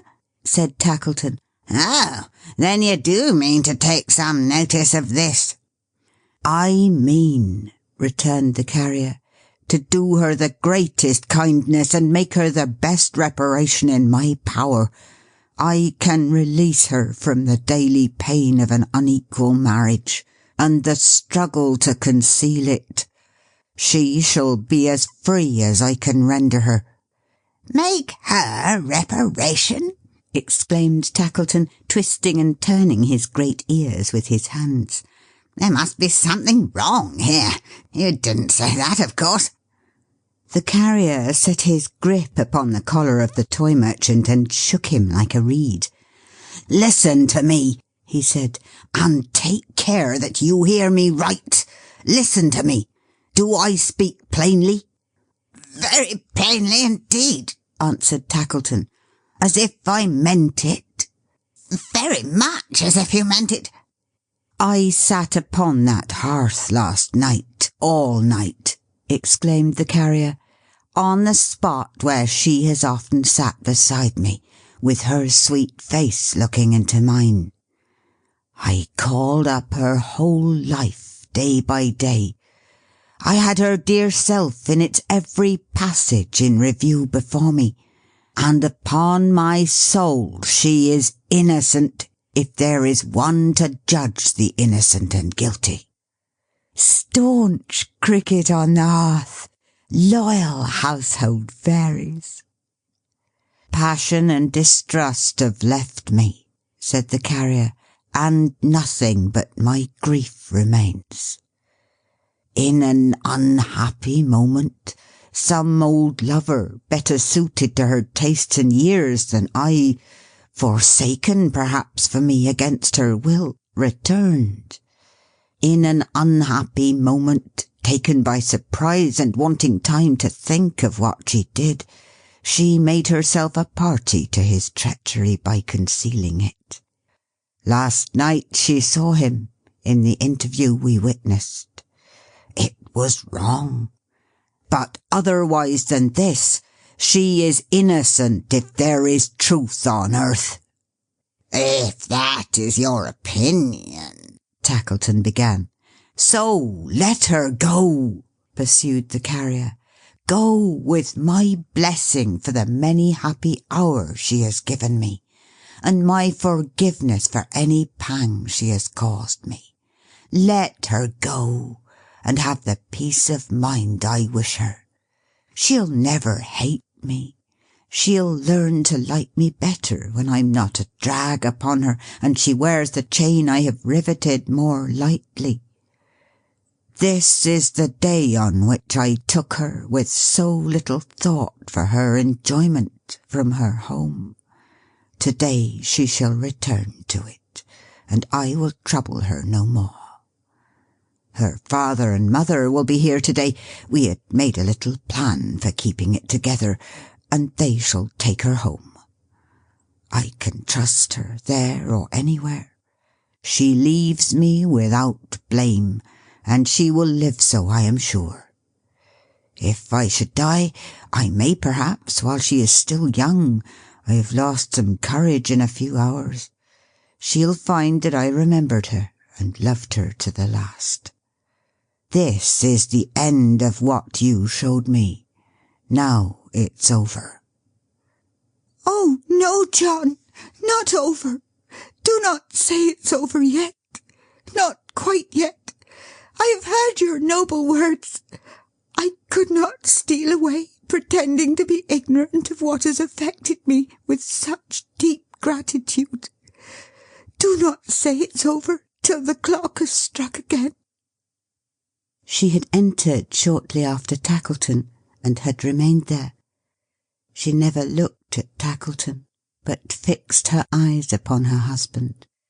But she kept away from him, setting as wide a space as possible between them, and though she spoke with most impassioned earnestness, she went no nearer to him even then. How different in this from her old self! "No hand can make the clock which will strike again for me the hours that are gone," replied the carrier with a faint smile. "But let it be so, if you will, my dear. It will strike soon. It's of little matter what we say. I'd try to please you in a harder case than that." "Well," muttered Tackleton, "I must be off, for when the clock strikes again it'll be necessary for me to be upon my way to church. Good morning, John Peerybingle. I'm sorry to be deprived of the pleasure of your company. Sorry for the loss, and the occasion of it too." "I have spoken plainly," said the carrier, accompanying him to the door. "Oh, quite," and you'll remember what I have said." "Why, if you compel me to make the observation," said Tackleton, previously taking the precaution of getting into his chaise, "I must say that it was so very unexpected that I'm far from being likely to forget it." "The better for us both," returned the Carrier. "Good-bye. I give you joy." "I wish I could give it to you," said Tackleton, "as I can't, thank ye.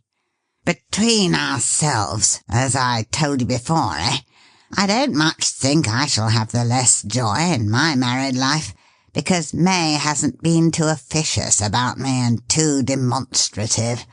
Good-bye. Take care of yourself." The Carrier stood looking after him until he was smaller in the distance than his horse's flowers and favours near at hand, and then, with a deep sigh, went strolling like a restless, broken man among some neighbouring elms, unwilling to return until the clock was on the eve of striking. His little wife, being left alone, sobbed piteously, but often dried her eyes and checked herself to say how good he was, how excellent he was, and once or twice she laughed so heartily, triumphantly, and incoherently, still crying all the time, that Tilly was quite horrified. "Oh, if you please, don't," said Tilly. "It's enough to dead and bury the baby, so it is, if you please." "Will you bring him sometimes to see his father, Tilly?" inquired her mistress, drying her eyes, "when I can't live here, and have gone to my old home?" "Oh, if you please, don't," cried Tilly, throwing back her head and bursting out into a howl. She looked at the moment uncommonly like Boxer. "Oh, if you please, don't. Oh, what has everybody gone and been and done with everybody, making everybody else so wretched? Oh!" The soft-hearted Slowboy trailed off at this juncture into such a deplorable howl, the more tremendous from its long suppression, that she must infallibly have awakened the baby and frightened him into something serious, probably convulsions, if her eyes had not encountered Caleb Plummer leading in his daughter. This spectacle restoring her to a sense of the proprieties, she stood for some few moments silent, with her mouth wide open, and then, posting off to the bed on which the baby lay asleep, danced in a weird St. Vitus manner on the floor, and at the same time rummaged with her face and head among the bedclothes, apparently deriving much relief from those extraordinary operations. "Mary," said Bertha, "not at the marriage?" "I told her you would not be there, Mum," whispered Caleb. "I heard as much last night. But, bless you," said the little man, taking her tenderly by both hands, "I don't care for what they say. I don't believe them. There ain't much of me, but that little should be torn to pieces sooner than I'd trust a word against you." He put his arms about her neck and hugged her, as a child might have hugged one of his own dolls. "Bertha couldn't stay at home this morning," said Caleb. "She was afraid, I know, to hear the bells ring, and couldn't trust herself to be so near them on their wedding day. So we started in good time and came here. I have been thinking of what I have done," said Caleb, after a moment's pause. "I have been blaming myself till I hardly knew what to do or where to turn, for the distress of mind I have caused her. And I've come to the conclusion that I'd better, if you'll stay with me, Mum, the while, tell her the truth. You'll stay with me the while?" he inquired, trembling from head to foot. "I don't know what effect it may have upon her. I don't know what she'll think of me. I don't know that she'll ever care for her poor father afterwards. But it's best for her that she should be undeceived, and I must bear the consequences as I deserve." "Mary," said Bertha, "where is your hand? Ah, here it is, pressing it to her lips with a smile and drawing it through her arm. I heard them speaking softly among themselves last night, of some blame against you. They were wrong. The carrier's wife was silent. Caleb answered for her. They were wrong, he said. I knew it, cried Bertha proudly. I told them so. I scorned to hear a word. Blame her with justice. She pressed the hand between her own and the soft cheek against her face. No, I am not so blind as that. Her father went on one side of her, while Dot remained upon the other, holding her hand. I know you all, said Bertha, better than you think, but none so well as her. Not even you, father. There is nothing half so real and so true about me as she is. If I could be restored to sight this instant and not a word was spoken, I could choose her from a crowd. My sister. Bertha, my dear, said Caleb, I have something on my mind I want to tell you, while we three are alone. Hear me kindly. I have a confession to make to you, my darling. A confession, father? I have wandered from the truth and lost myself, my child, said Caleb, with a pitiable expression in his bewildered face. I have wandered from the truth, intending to be kind to you, and have been cruel. She turned her wonder-stricken face towards him, and repeated, Cruel? He accuses himself too strongly, Bertha, said Dot. You'll say so presently. You'll be the first to tell him so. He cruel to me, cried Bertha, with a smile of incredulity. Not meaning it, my child, said Caleb, but I have been, though I never suspected it till yesterday. My dear blind daughter, hear me and forgive me. The world you live in, heart of mine, doesn't exist as I have represented it. The eyes you have trusted in have been false to you. She turned her wonder-stricken face towards him still, but drew back and clung closer to her friend. Your road in life was rough, my poor one, said Caleb, and I meant to smooth it for you. I have altered objects, changed the characters of people, invented many things that never have been, to make you happier.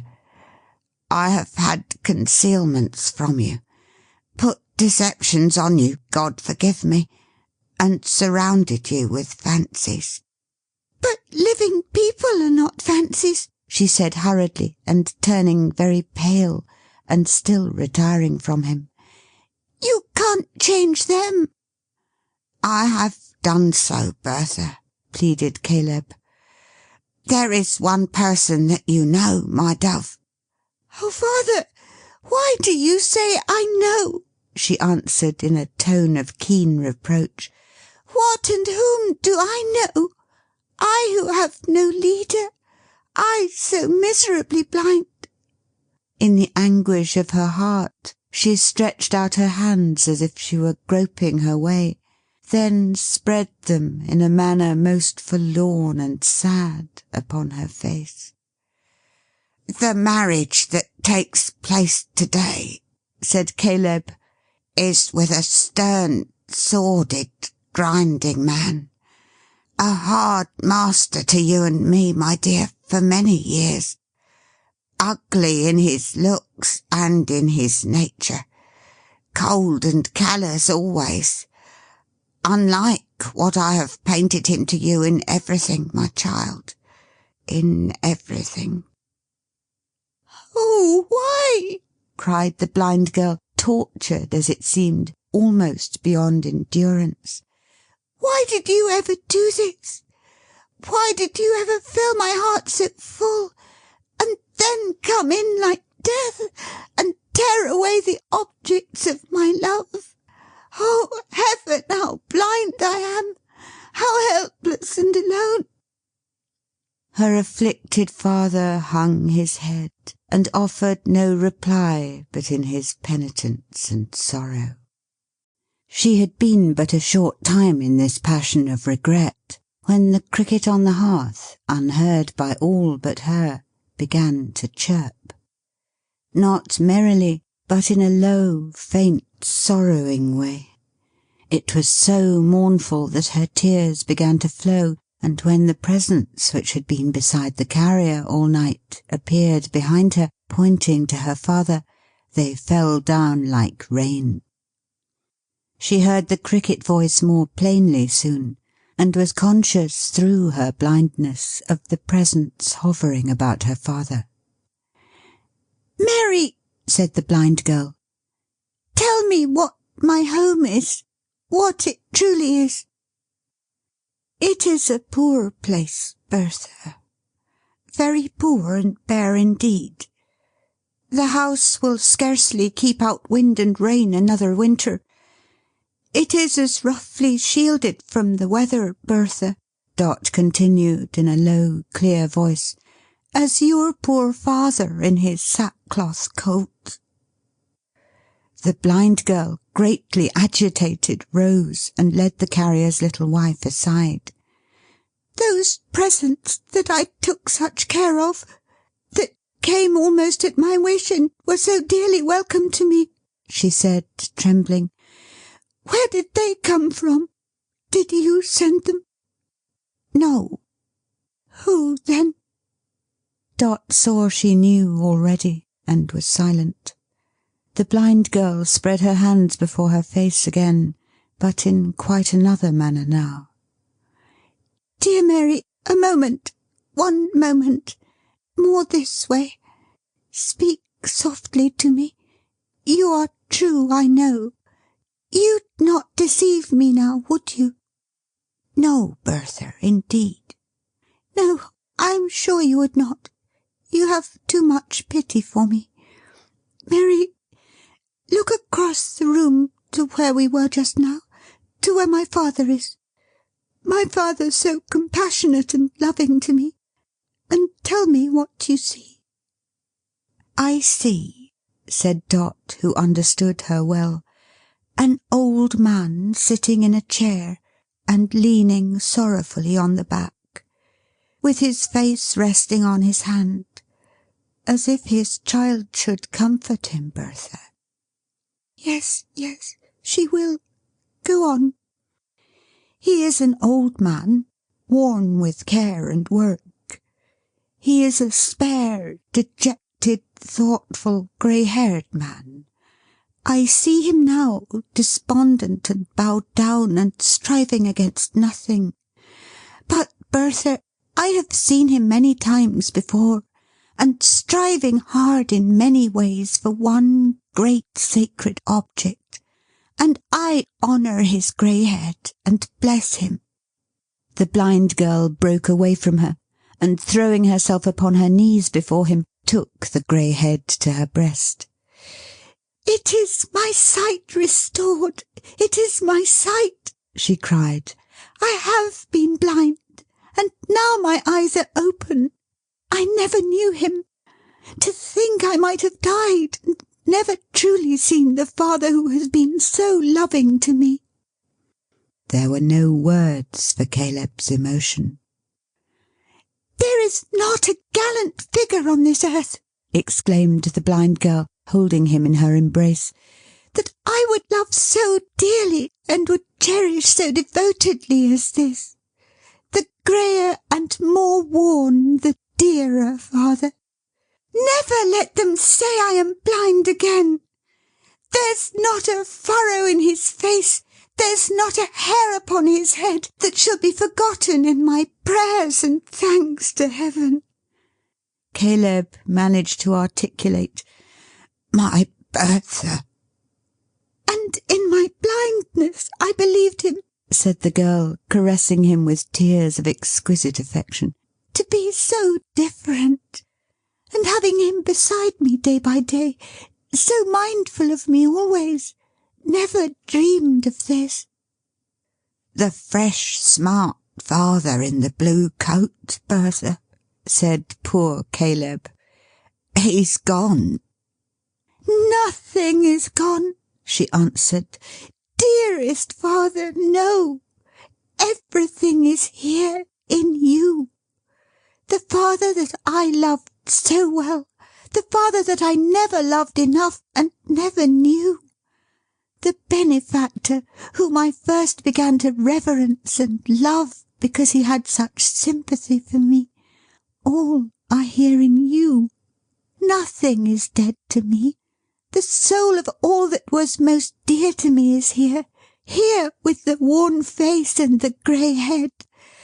And I am not blind, father, any longer."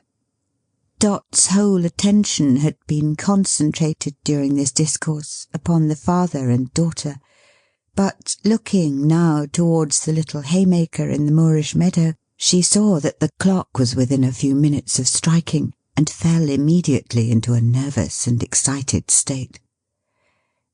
"Father," said Bertha, hesitating, "Mary—" "Yes, my dear," returned Caleb. "Here she is."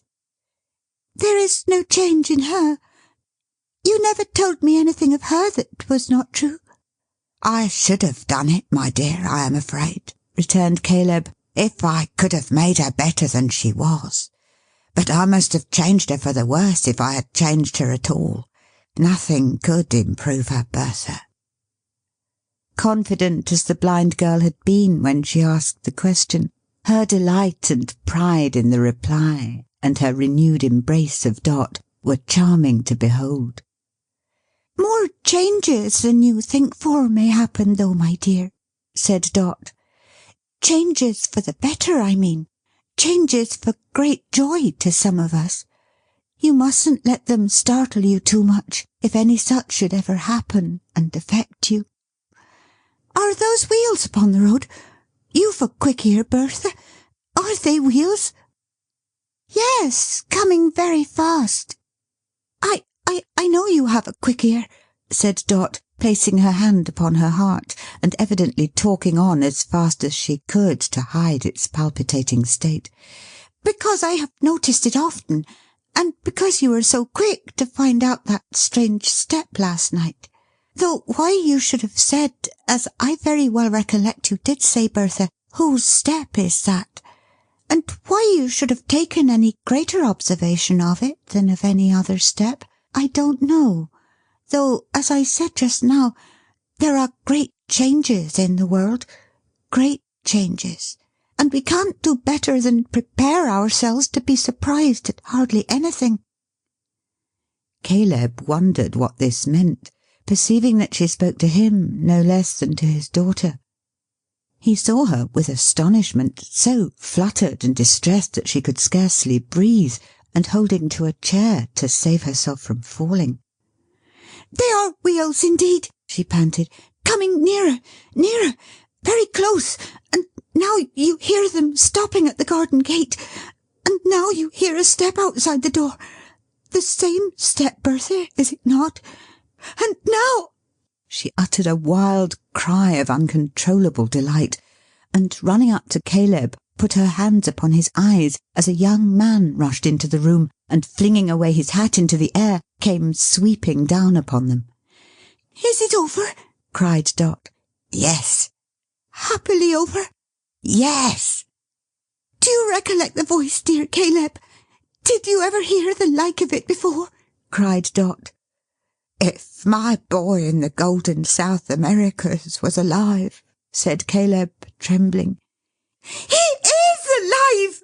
shrieked Dot, removing her hands from his eyes and clapping them in ecstasy. "Look at him! See where he stands before you, healthy and strong.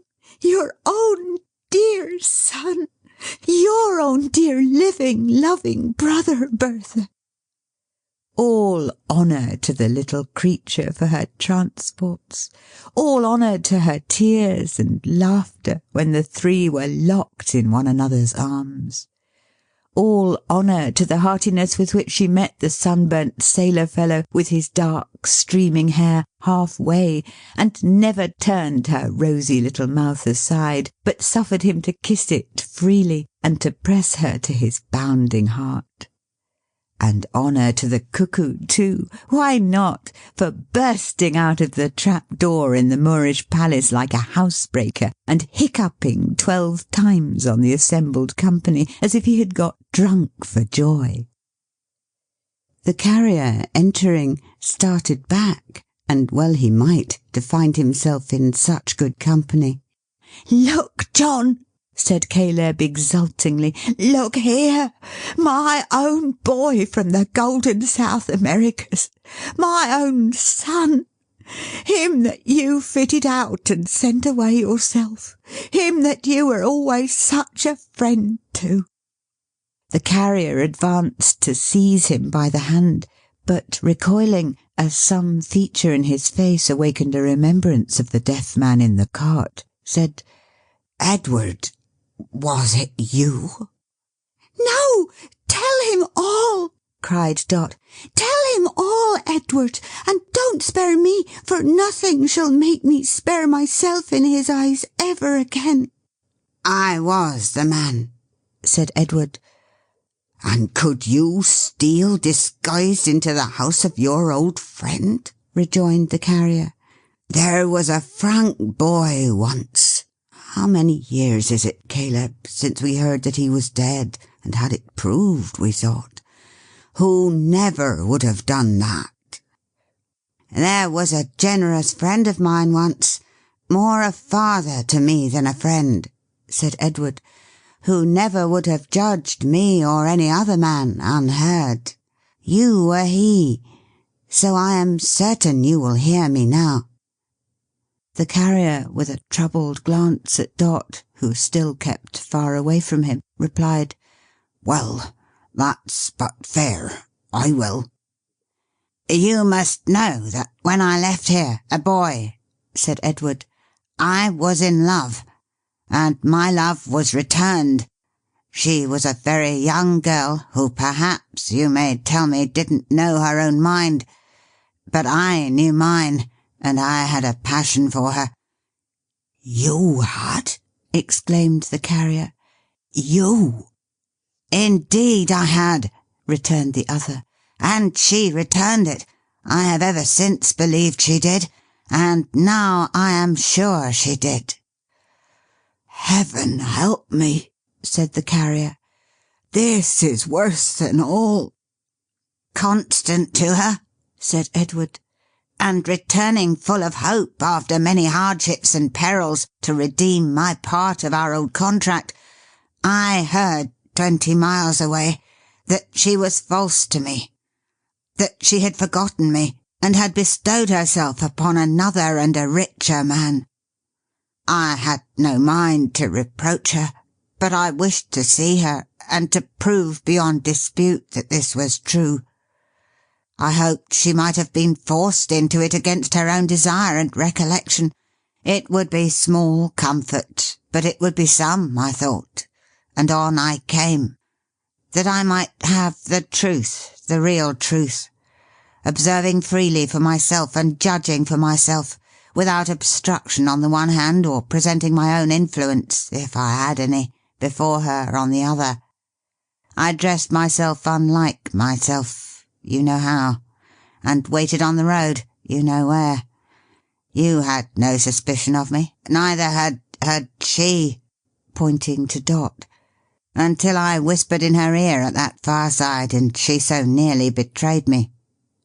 "But when she knew that Edward was alive and had come back," sobbed Dot, now speaking for herself, as she had burned to do all through this narrative, "and when she knew his purpose, she advised him by all means to keep his secret close, for his old friend John Peerybingle was much too open in his nature, and too clumsy in all artifice, being a clumsy man in general," said Dot, half laughing and half crying, "to keep it for him. And when she—that's me, John," sobbed the little woman, "told him all, and how his sweetheart had believed him to be dead, and how she had at last been over-persuaded by her mother into a marriage which the silly dear old thing called advantageous, and when she, that's me again, John, told him that they were not yet married, though close upon it, and that it would be nothing but a sacrifice if it went on, for there was no love on her side, and when he went nearly mad with joy to hear it, then she, that's me again, said she would go between them, as she had often done before in old times, John, and would sound his sweetheart and be sure that what she, me again, John, said and thought was right. And it was right, John, and they were brought together, John, and they were married, John, an hour ago, and here's the bride. And Gruff and Tackleton may die a bachelor, and I'm a happy little woman, May. God bless you.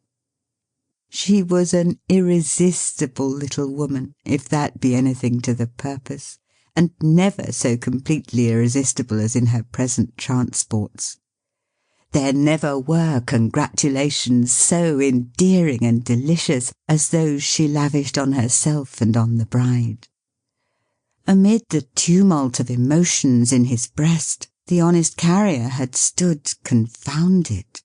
Flying now towards her, Dot stretched out her hand to stop him, and retreated as before. No, John, no. Hear all. Don't love me any more, John, till you've heard every word I have to say. It was wrong to have a secret from you, John. I'm very sorry. I didn't think it any harm, till I came and sat down by you on the little stool last night. But when I knew by what was written in your face that you had seen me walking in the gallery with Edward, and knew what you thought, I felt how giddy and how wrong it was. But, oh dear John, how could you think so? Little woman, how she sobbed again! John Peerybingle would have caught her in his arms, but no, she wouldn't let him. Don't love me yet, please, John, not for a long time yet. When I was sad about this intended marriage, dear, it was because I remembered May and Edward such young lovers, and knew that her heart was far away from Tackleton. You believe that now, don't you, John? John was going to make another rush at this appeal, but she stopped him again. No, keep there, please, John. When I laugh at you, as I sometimes do, John, and call you clumsy, and a dear old goose, and names of that sort, it's because I love you, John, so well, and take such pleasure in your ways, and wouldn't see you altered in the least respect to have you made a king to-morrow. Hurrah! said Caleb with unusual vigour. My opinion! And when I speak of people being middle-aged and steady, John, and pretend that we are a humdrum couple going on in a jog-trot sort of way, it's only because I'm such a silly little thing, John, that I like sometimes to act a kind of play with baby and all that, and make believe. She saw that he was coming, and stopped him again, but she was very nearly too late. No, don't love me for another minute or two, if you please, John. What I want most to tell you I have kept to the last. My dear, good, generous John, when we were talking the other night about the cricket, I had it on my lips to say that at first I did not love you quite so dearly as I do now. That when I first came home here, I was half afraid I mightn't learn to love you every bit as well as I hoped and prayed I might, being so very young, John. But, dear John, every day and hour I loved you more and more. And if I could have loved you better than I do, the noble words I heard you say this morning would have made me. But I can't. All the affection that I had, it was a great deal, John, I gave you as you well deserve, long, long ago, and I have no more left to give. Now, my dear husband, take me to your heart again. That's my home, John, and never, never think of sending me to any other. You never will derive so much delight from seeing a glorious little woman in the arms of a third party as you would have felt if you had seen Dot run into the carrier's embrace. It was the most complete, unmitigated, soul-fraught little piece of earnestness that ever you beheld in all your days. You may be sure the carrier was in a state of perfect rapture, and you may be sure Dot was likewise, and you may be sure they all were, inclusive of Miss Slowboy, who cried copiously for joy, and wishing to include her young charge in the general interchange of congratulations, handed round the baby to everybody in succession, as if it was something to drink. But now the sound of wheels was heard again outside the door, and somebody exclaimed that Gruff and Tackleton was coming back. Speedily that worthy gentleman appeared, looking warm and flustered. "Why, what the devil's this, John Peerybingle?" said Tackleton. "There's some mistake. I appointed Mrs. Tackleton to meet me at the church, and I'll swear I passed her on the road on her way here. Oh, here she is. I beg your pardon, sir. I haven't the pleasure of knowing you. But if you can do me the favour to spare this young lady, she has rather a particular engagement this morning." "But I can't spare," returned Edward. "I couldn't think of it." "What do you mean, you vagabond?" said Tackleton. "I mean that as I can make allowance for your being vexed," returned the other with a smile, "I am as deaf to harsh discourse this morning as I was to all discourse last night." The look that Tackleton bestowed upon him, and the start he gave! "I am sorry, sir," said Edward, holding out May's left hand, and especially the third finger, "that the young lady can't accompany you to church, but as she has been there once this morning, perhaps you'll excuse her." Tackleton looked hard at the third finger, and took a little piece of silver paper, apparently containing a ring, from his waistcoat pocket. "Miss Slowboy," said Tackleton, "will you have the kindness to throw that in the fire? Thank ye." "It was a previous engagement, quite an old engagement, that prevented my wife from keeping her appointment with you, I assure you," said Edward. Mr. Tackleton will do me the justice to acknowledge that I revealed it to him faithfully, and that I told him many times I never could forget it," said May, blushing. "Oh, certainly," said Tackleton. "Oh, to be sure. Oh, it's all right. It's quite correct. Mrs. Edward Plummer, I infer." "That's the name," returned the bridegroom. I shouldn't have known you, sir," said Tackleton, scrutinizing his face narrowly, and making a low bow. "I give you joy, sir." "Thank ye." "Mrs. Peerybingle," said Tackleton, turning suddenly to where she stood with her husband, "I am sorry. You haven't done me a very great kindness, but upon my life I am sorry. You are better than I thought you. John Peerybingle, I am sorry. You understand me. That's enough. It's quite correct, ladies and gentlemen all, and perfectly satisfactory. Good morning." With these words he carried it off, and carried himself off too, merely stopping at the door to take the flowers and favours from his horse's head, and to kick that animal once in the ribs, as a means of informing him that there was a screw loose in his arrangements. Of course it became a serious duty now to make such a day of it as should mark these events for a high feast and festival in the Peerybingle calendar for evermore.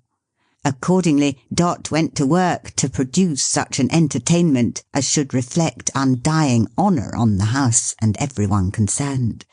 And in a very short space of time she was up to her dimpled elbows in flour, and whitening the carrier's coat every time he came near her by stopping him to give him a kiss.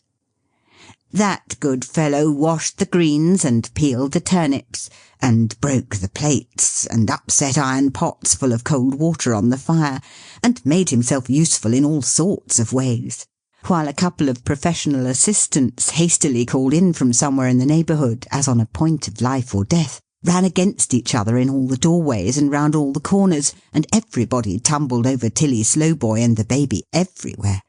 Tilly never came out in such force before. Her ubiquity was the theme of general admiration. She was a stumbling block in the passage at 25 past 2, a man-trap in the kitchen at 2:30 precisely, and a pitfall in the garret at 25 to 3. The baby's head was, as it were, a test and touchstone for every description of matter, animal, vegetable, and mineral. Nothing was in use that day that didn't come at some time or other into close acquaintance with it. Then there was a great expedition set on foot to go and find out Mrs. Fielding, and to be dismally penitent to that excellent gentlewoman, and to bring her back, by force if needful, to be happy and forgiving. And when the expedition first discovered her, she would listen to no terms at all, but said an unspeakable number of times that ever she should have lived to see the day, and couldn't be got to say anything else except, "Now carry me to the grave," which seemed absurd, on account of her not being dead, or anything at all like it. After a time she lapsed into a state of dreadful calmness, and observed that when that unfortunate train of circumstances had occurred in the indigo trade, she had foreseen that she would be exposed during her whole life to every species of insult and contumely, and that she was glad to find it was the case, and begged they wouldn't trouble themselves about her, for what was she, oh dear, a nobody, but would forget that such a being lived, and would take their course in life without her. From this bitterly sarcastic mood she passed into an angry one, in which she gave vent to the remarkable expression that the worm would turn if trodden on, and after that she yielded to a soft regret, and said, if they had only given her their confidence, what might she not have had it in her power to suggest? Taking advantage of this crisis in her feelings, the expedition embraced her, and she very soon had her gloves on, and was on her way to John Peerybingle's in a state of unimpeachable gentility, with a paper parcel at her side containing a cap of state, almost as tall and quite as stiff as a mitre.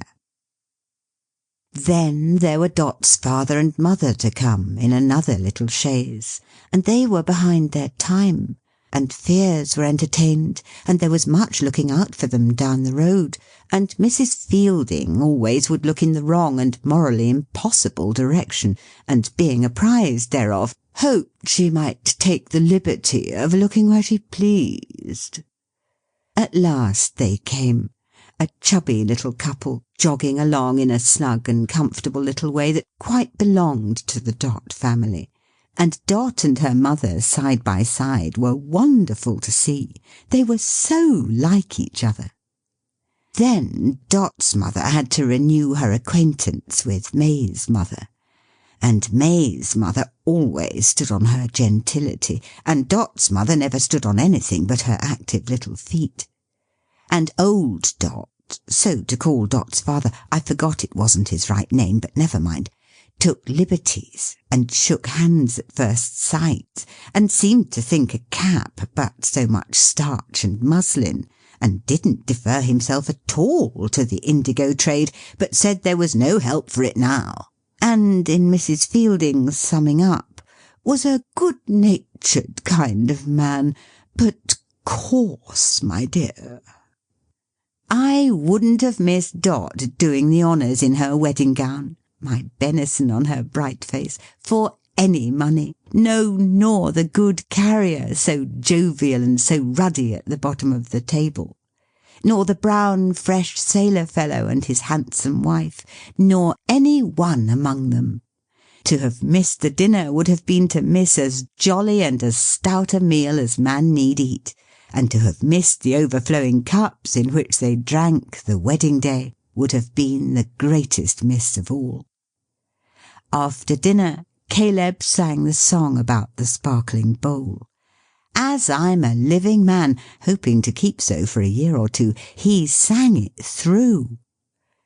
And, by the by, a most unlooked-for incident occurred just as he finished the last verse. There was a tap at the door, and a man came staggering in, without saying with your leave, or by your leave, with something heavy on his head. Setting this down in the middle of the table, symmetrically in the centre of the nuts and apples, he said, "Mr. Tackleton's compliments, and as he hasn't got no use for the cake himself, perhaps you'll eat it." And with those words he walked off. There was some surprise among the company, as you may imagine. Mrs. Fielding, being a lady of infinite discernment, suggested that the cake was poisoned, and related a narrative of a cake which, within her knowledge, had turned a seminary for young ladies blue. But she was overruled by acclamation, and the cake was cut by May, with much ceremony and rejoicing. I don't think anyone had tasted it when there came another tap at the door, and the same man appeared again, having under his arm a vast brown paper parcel. "Mr. Tackleton's compliments, and he sent a few toys for the babby. They ain't ugly." After the delivery of which expressions, he retired again. The whole party would have experienced great difficulty in finding words for their astonishment, even if they had had ample time to seek them, but they had none at all, for the messenger had scarcely shut the door behind him when there came another tap, and Tackleton himself walked in. "Mrs. Peerybingle," said the toy merchant, hat in hand, "I'm sorry. I'm more sorry than I was this morning. I have had time to think of it. John Peerybingle, I'm sour by disposition, but I can't help being sweetened, more or less, by coming face to face with such a man as you. Caleb, this unconscious little nurse gave me a broken hint last night, of which I have found the thread. I blush to think how easily I might have bound you and your daughter to me, and what a miserable idiot I was when I took her for one. Friends, one and all, my house is very lonely to-night. I have not so much as a cricket on my hearth. I have scared them all away. Be gracious to me. Let me join this happy party." He was at home in 5 minutes. You never saw such a fellow.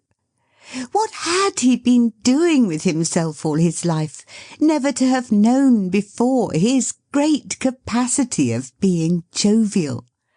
Or what had the fairies been doing with him, to have effected such a change? "John, you won't send me home this evening, will you?" whispered Dot. He had been very near it, though.